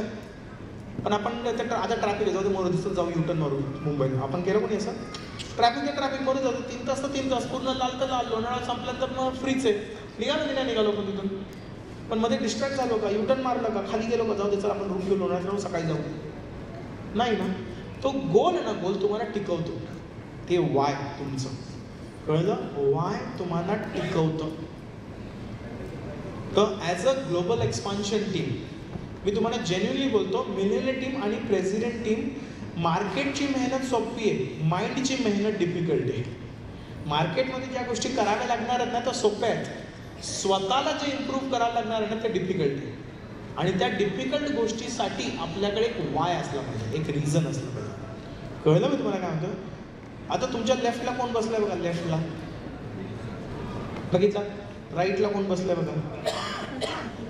गॅरंटी नाही तुम्ही दोघे टिका.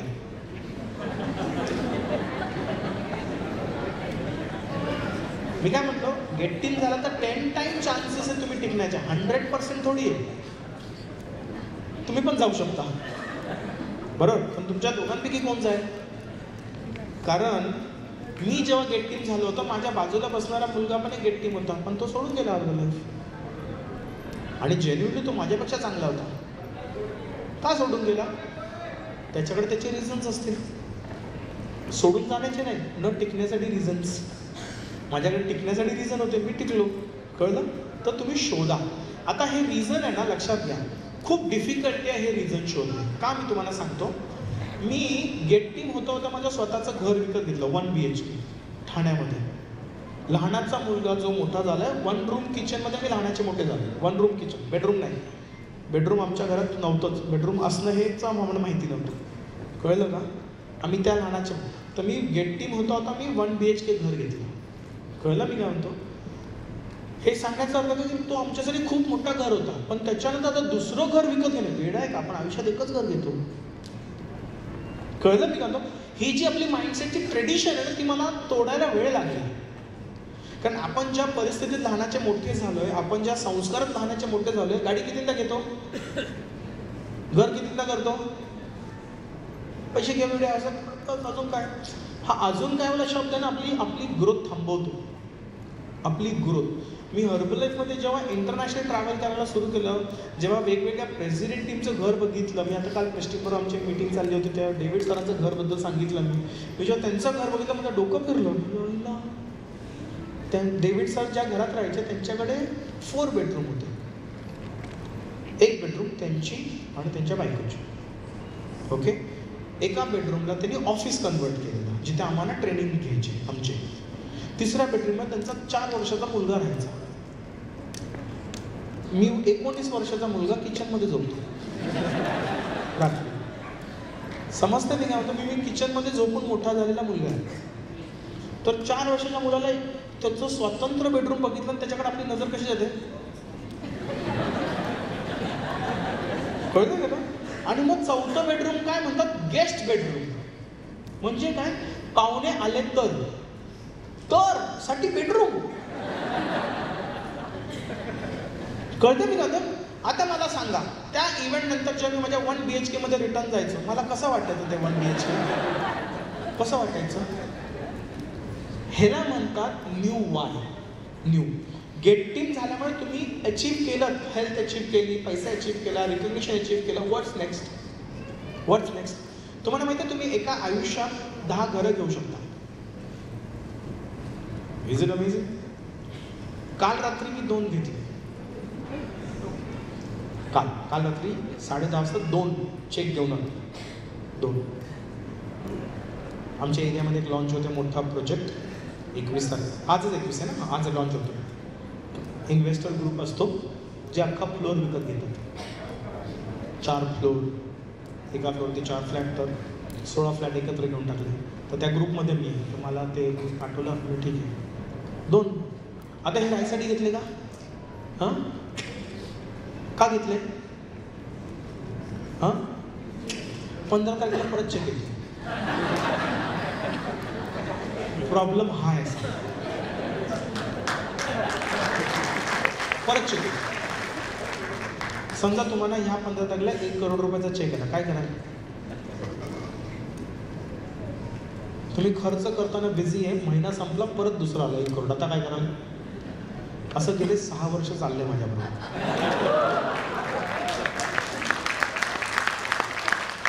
आता ही शिकवण माझ्या आईची. ती म्हणते पैसा हातात असेल तर जातो, पैसा लॉक करून टाक, आला की लॉक करून टाक, आला की लॉक करून टाक. माझ्या काहीतरी 15-18 प्रॉपर्टीज झालेत. ते 1 BHKचं घर आमच्यासाठी, ठाण्यामध्ये 1 BHK, आपण गावात कसं बोलतो हो की नाही? आपलं घर झालं की आपण जगाला जाऊ. आम्ही 4 गुंठ जमीन घेतली, कळलं? पण ह्याला म्हणतात expanding your mind. What next? Millennium team काय व्हायचं? म्हणजे तुम्ही त्या गोष्टी करू शकता जी ॲज अ गेट टीम तुम्हाला जमत नाहीत. प्रेसिडेंट टीम का व्हायचं? म्हणजे तुम्ही त्या गोष्टी करू शकता जे ॲज अ मिलेनियम टीम आपल्याला जमत नाहीत. कळलं मी का? आणि जोपर्यंत तुम्ही बघणार नाही तोपर्यंत तुम्ही ते करणार नाही.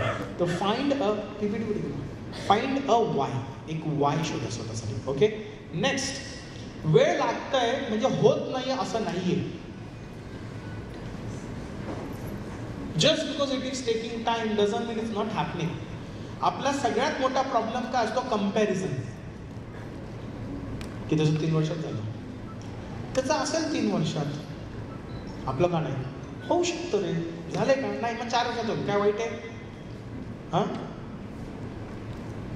मला एक गोष्ट सांगा, जर तुमचं 10 वर्षात झालं प्रेस्टिज, तर तुम्ही चेक डोनेशनमध्ये देऊन टाका. नको आपल्याला तो पैसा, 10 वर्ष लागले. हां, देऊन टाकाल डोनेशनमध्ये? हां, नाही ना. जर हरगुल्यामध्ये नसाल तर एवढा चेक कधी येणार आहे का? हां, मग ज्यांचं झालं त्याच्यावर कम्पेअर नका करू. तुमचं कसं होऊ शकतं त्याच्यासाठी धावपळ करा. नाही, त्याने हे केलं, त्याने तसं केलं, त्याने तसं केलं, त्याने हे, ज्याचं जसं झालं तो तसं केलं. तुम्ही तुमचा रस्ता शोधा तुमचं करण्यासाठी. कळलं मी म्हणतो?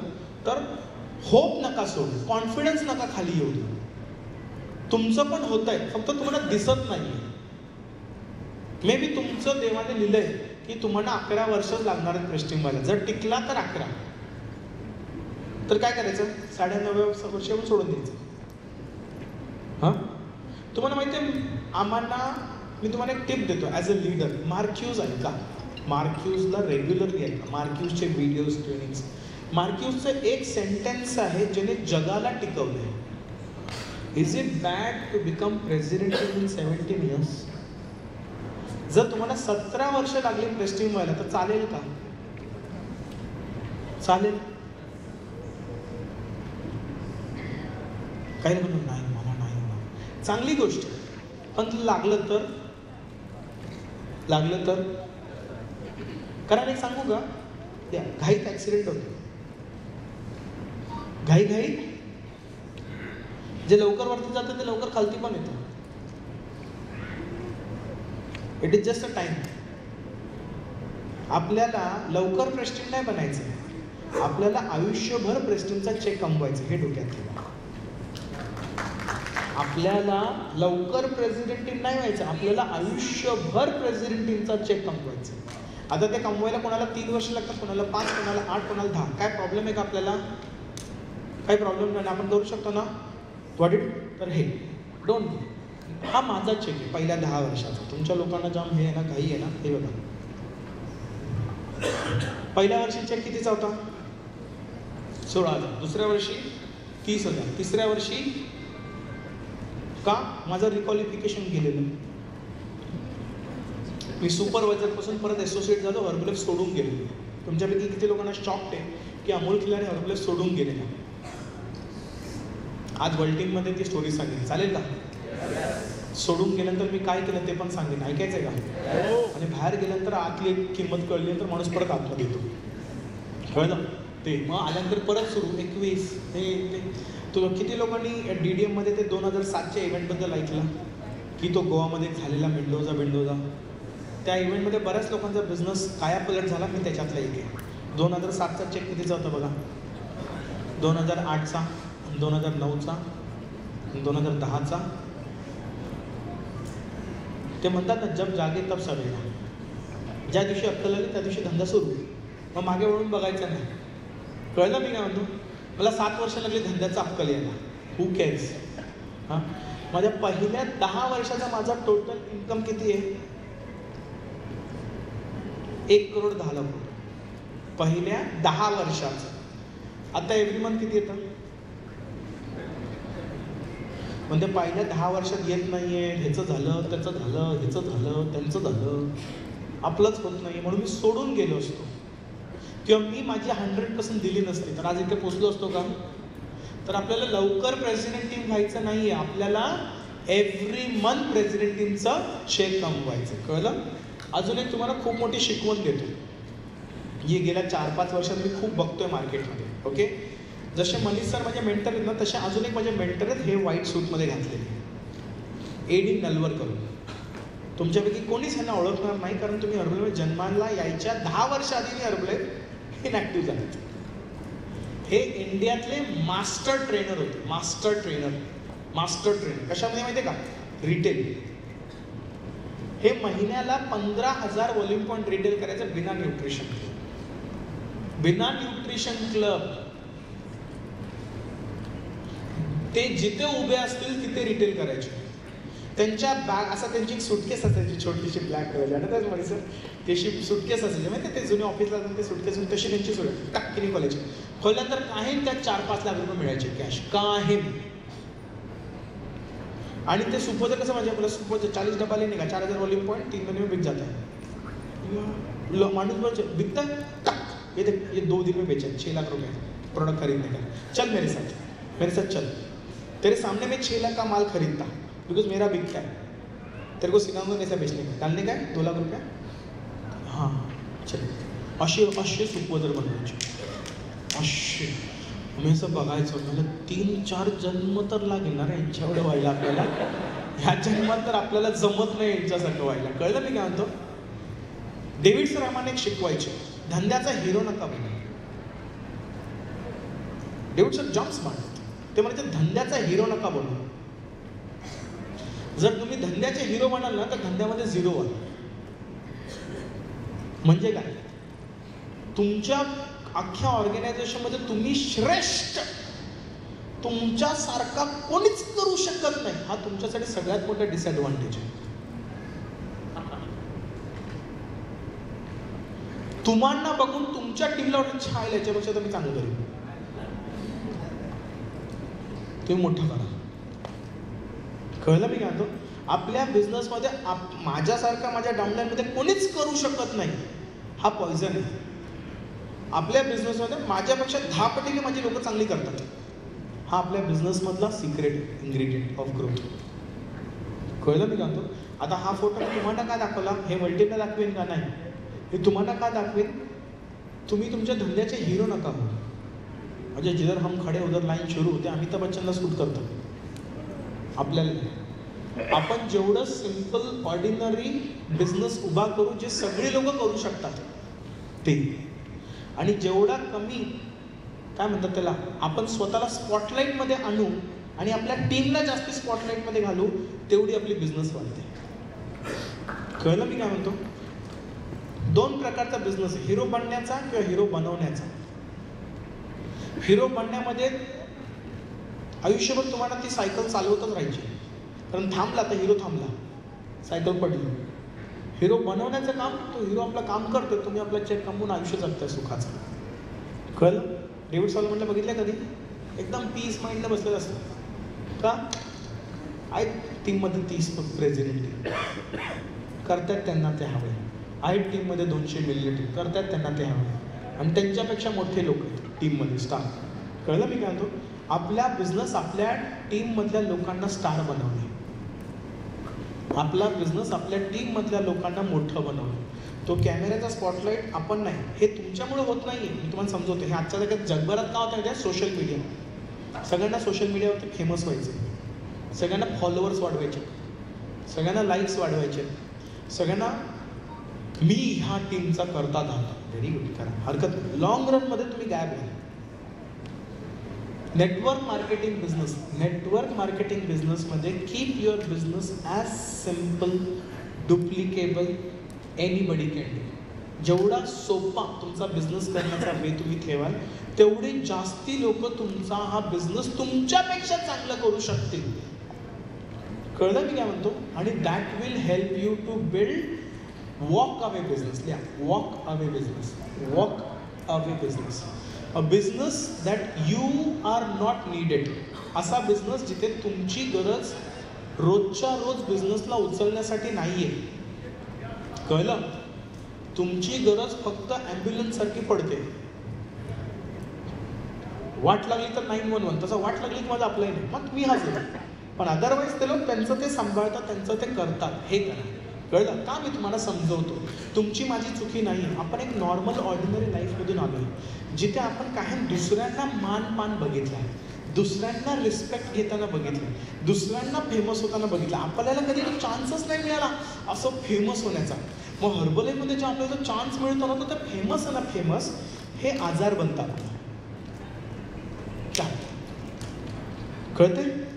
मग ते चेक, बिझनेस, लॉंग टर्म साईडला राहताना फेमस होणे हे आपला उद्देश राहते.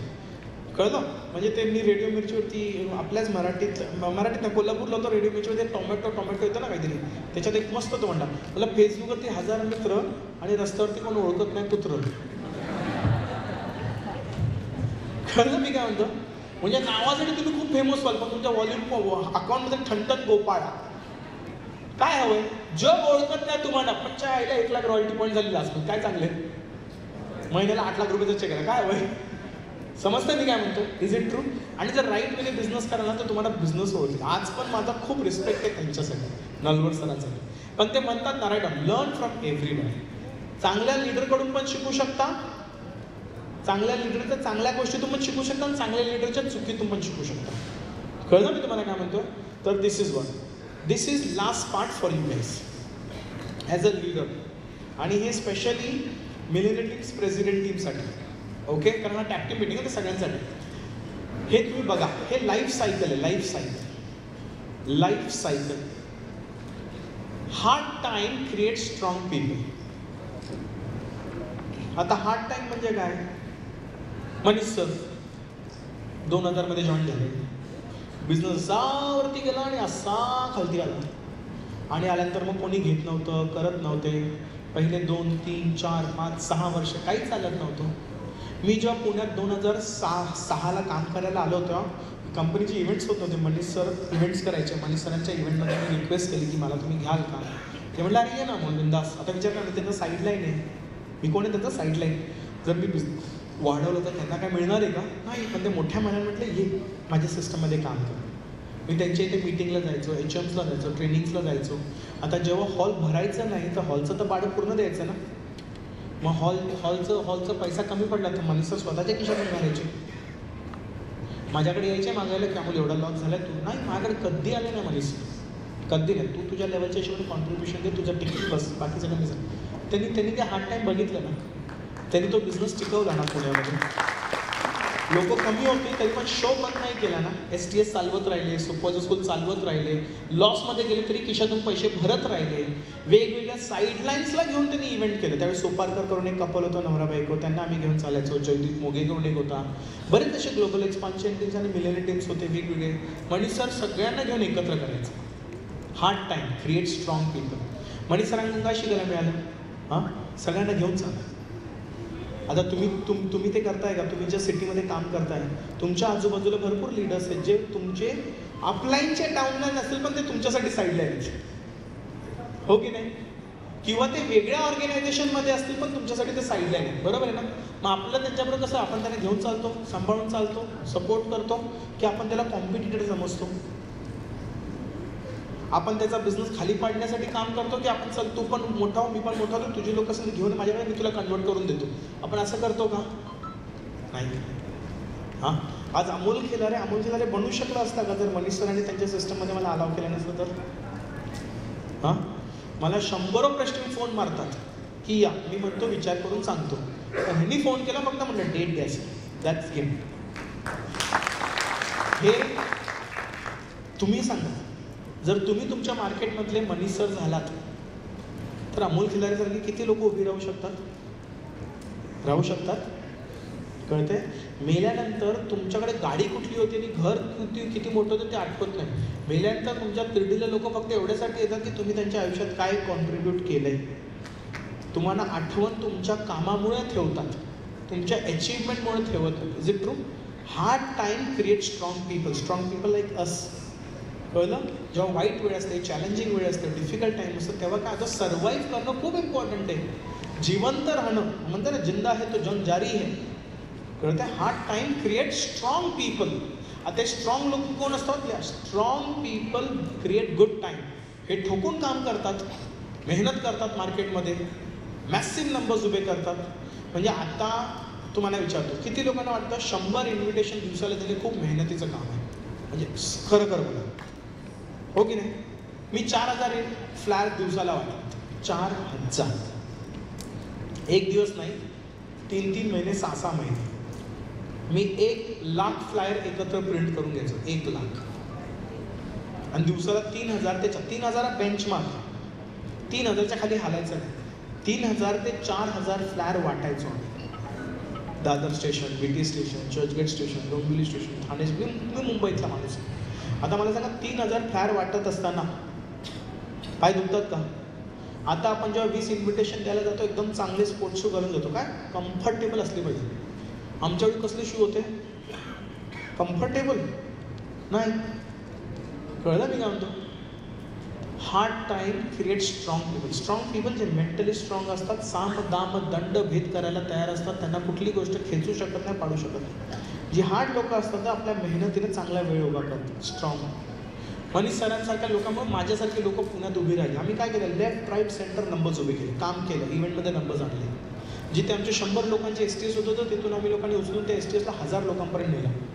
महिन्याच्या 1000 लोकांचं STS. त्या STSमध्ये अंबादास इंगळे इंट्रोड्यूस झाले, राईट? तिथून त्यांची जन्म झाली, तिथून नगरवाली सगळी लोक यायला लागली. बरोबर आहे की नाही? Strong people. बरोबर आहे. मग गुड पीपल काय करतात? Good time creates weak people. हा गुड टाइम कुठला होता? कोविड. का? तेवढाच मोठा बिझनेस उभा करण्यासाठी तेवढी मेहनतीची गरज नव्हती. त्याला म्हणतात वीक पीपल. समजतंय? एक्झाम्पल म्हणजे आपण मराठी घरातल्या सगळे, आपल्या आजींकडे वॉशिंग मशीन पण नव्हतं, मिक्सर पण नव्हतं, बाई पण नव्हती आणि काहीच नव्हतं, हो की नाही? हां,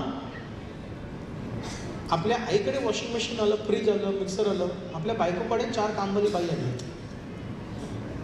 हां, म्हणजे आता भांडी धुवायला डिशवॉशर आहे, पण त्यात भांडी घालायला बाई आहे.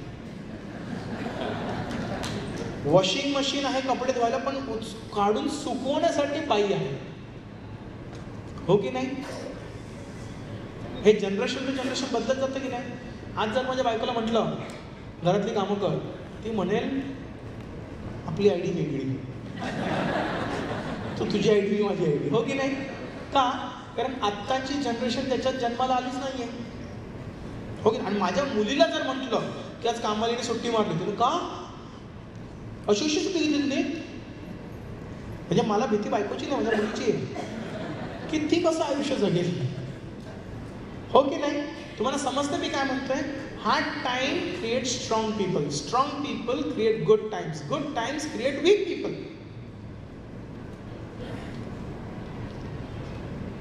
न काय करता चेक येतोय, न काय करता माझी रॉयल्टी होती, माझी इन्व्हॉल्वमेंट न घेता, माझं काहीच त्याच्यात कॉन्ट्रीब्युशन नसताना पण माझी टीम ग्रो व्हायला लागली. का?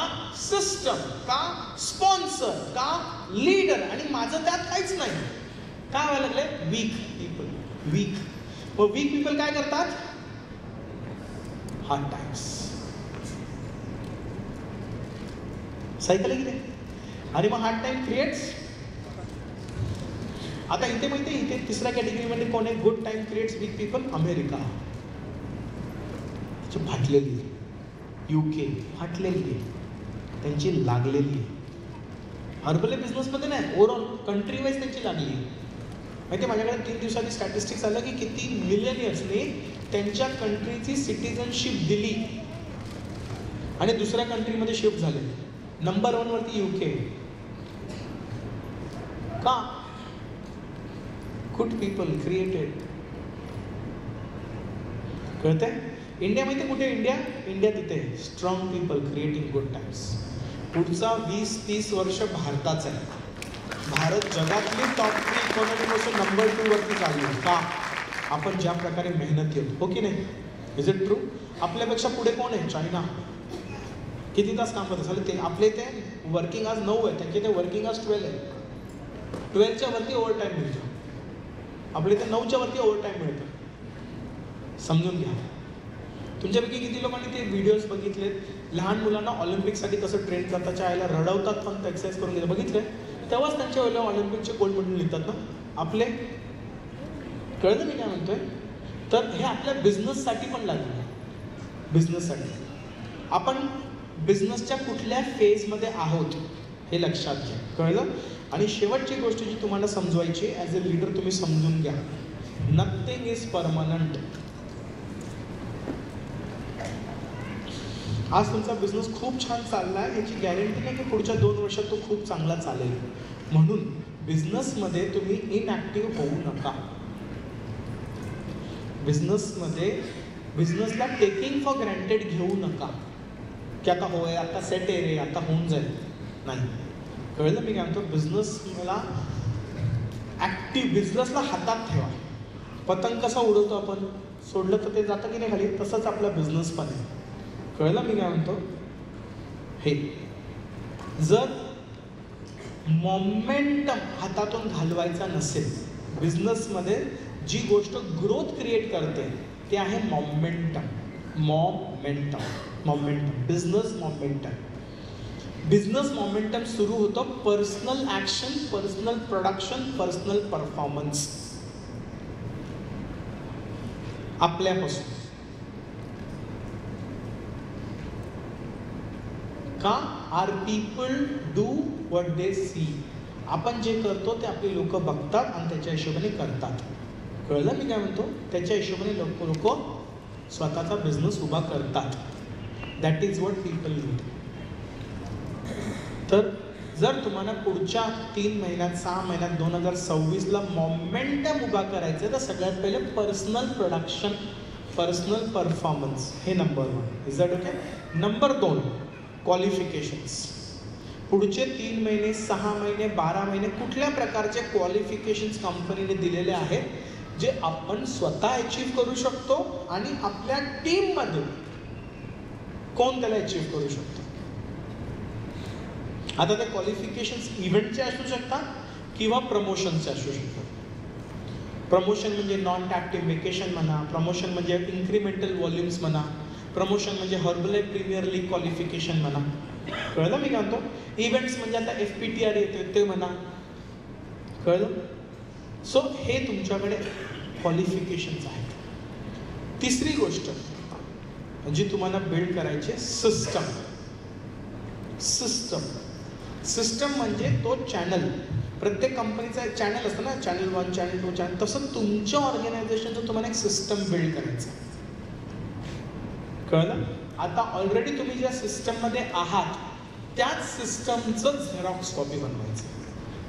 हर्बलाइफ बिझनेसमध्ये लिडरशिपला सांगितलं जातं, right? Don't create your brain in Herbalife. हर्बलाइफमध्ये स्वतःचं डोकं आणू नका. जे चालू आहे ना त्याला कॉपी करा. जे चांगलं चाललं आहे ना त्याला कॉपी करा, त्याला मास्टर करा. जे व्यवस्थित होतं त्याला खेचा. कळलं? Build system. आता ते सिस्टम बिल्ड करणं, आतापर्यंत सिस्टम तुमचा बिझनेस उभा करत होता, आता तुम्ही त्या सिस्टमला उभा करा, मोठा करा, म्हणजे तुमचा बिझनेस डबल होईल. तो न्यूट्रिशन क्लब म्हणा, वेलनेस सेंटर्स म्हणा, जो काही तुमचा सिस्टम आहे त्याला तुम्ही उभं करा. Number 4, new blood in the business. Momentum सुरुवात होतो नवीन ब्लड. नवीन ब्लड म्हणजे काय? New supervisors, new world teams, new get teams, new marketing plan level in the team.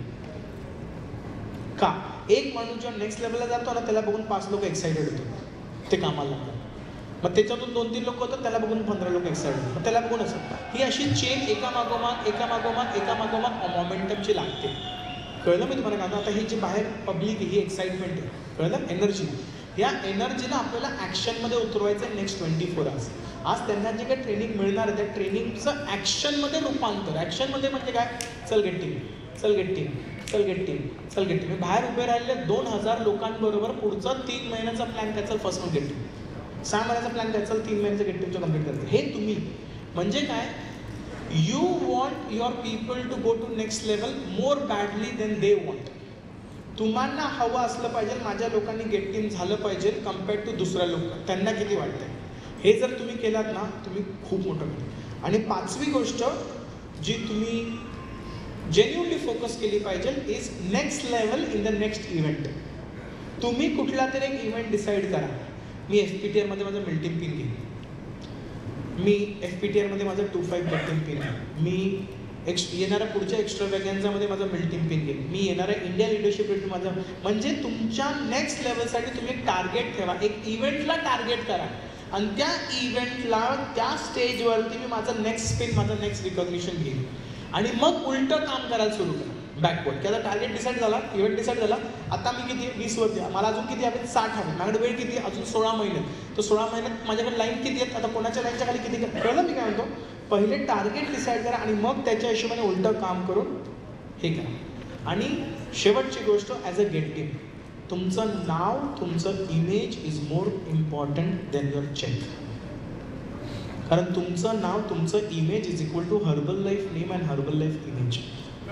कळलं? लोक आपल्या मार्केटमध्ये आपल्या नावाने ओळखत नाही, आपल्याला हर्बलाईफच्या नावाने ओळखतात. हा हर्बलाईफचं काम करतो, हा हर्बलाईफचा गेट टीम, हा हर्बलाईफचा माणूस. कळलं मी म्हणतो? जर आपण काहीतरी चुकलो किंवा कमी पडलो तर आपल्या नाही, पण आपल्या कंपनीचं नाव खराब होतं. आता आपलं नाव खराब झालं तर फक्त माझ्या घरातल्या 4 लोकांना इम्पॅक्ट पडेल, पण जर माझ्या कंपनीचं नाव खराब झालं तर शेकडो लोकांच्या घरात इम्पॅक्ट पडेल. तर ही जबाबदारी आपण as a GET team, millennium team, resident team आपण घेऊन फिरतो. कळलं मी काय म्हणतो? आपण का दुसऱ्या कंपनीपेक्षा वेगळे आहोत? कारण ही जबाबदारी आपल्या कंपनीचं इमेज आपल्या खांद्यावरती. तर you have to do that. कळलं? तर सिम्पल भाषेत बोलेल, तुमच्या मार्केटचे, तुमच्या लोकॅलिटीचे तुम्ही मनीष सर बना. कळलं मी काय म्हणतो? तुमच्या एरियातले तुमचे मनीष सर बना तुम्ही. आणि मग तुम्ही बघा की येणाऱ्या 3-5 वर्षात बिझनेस तर होईलच, no matter what. Pin change होईल, पण त्याच्या सकट तुमचं मार्केटमध्ये काय नाव आणि काय इमेज क्रिएट होईल. जर हे केलात तर लक्षात घ्या, name goes far from the person. म्हणजे माणूस गेल्यानंतर पण त्याचं नाव आयुष्यभर टिकतं. सो हे तुमची जबाबदारी आहे. ओके? आता सगळे वर्ल्ड टीम आत येणार आहेत. कन्फर्म सगळे वर्ल्ड टीम आहेत की तुम्ही काही सुपरवायझरला पण बोलवलं आहे? हे सांगण्याचा अर्थ अजून एक आहे, लिहा. Do the business in a right way. हा बिझनेस राईट वेने करा. कारण बाहेर कंपनी नाही आहे चेक करायला, बाहेर लॅपटॉप नाही ठेवलं कोणाला चेक करायला. कळलं मी काय म्हणतो? आपली टीम आहे, आपल्या टीमला आपण संस्कार जसं तसं ते मोठे होतात. जर सुपरवायझर लेवलचा इव्हेंट आहे तर सुपरवायझरच्या खालची लोक नाही आली पाहिजे. जर वर्ल्ड टीमचा इव्हेंट आहे तर वर्ल्ड टीमच्या खालची लोक नाही आली पाहिजे. आपणच आपल्या लोकांना बाहेर काढायचं. थोडी क्वालिफाईड होतो बाहेर निघ, भले तेव्हा वाईट वाटेल, पण त्याला नीट शिकवण दिली बिझनेसची, त्याला नीट संस्कार दिले कुठचे, हे लॉंग टर्म बिझनेस उभा करतो. कळलं मी का? आपण जर कुठल्या नॉन क्वालिफाईड माणसाला अरे हे बस गेस्ट स्पीकर मिळेल, तुला ऐकायला मिळेल, हे जर आपण केलं आपले नंबर वाढतील पण लीडर्स वाढणार नाही. कळलं? कधी कधी ट्रेनिंग अटेंड नाही करून नाही, कधी कधी न अटेंड करून लोक जास्ती शिकतात. का? तू क्वालिफाईड नाही, चल बाहेर निघ, तू क्वालिफाय करून आते. ही गोष्टची लोकांना मनाला लागते ना, त्यांच्याकडून वादळ निर्माण करून घेतात बिझनेसमध्ये. So build it in a right way. Okay? So all the best, all global expansion teams, and let's have all the world team inside.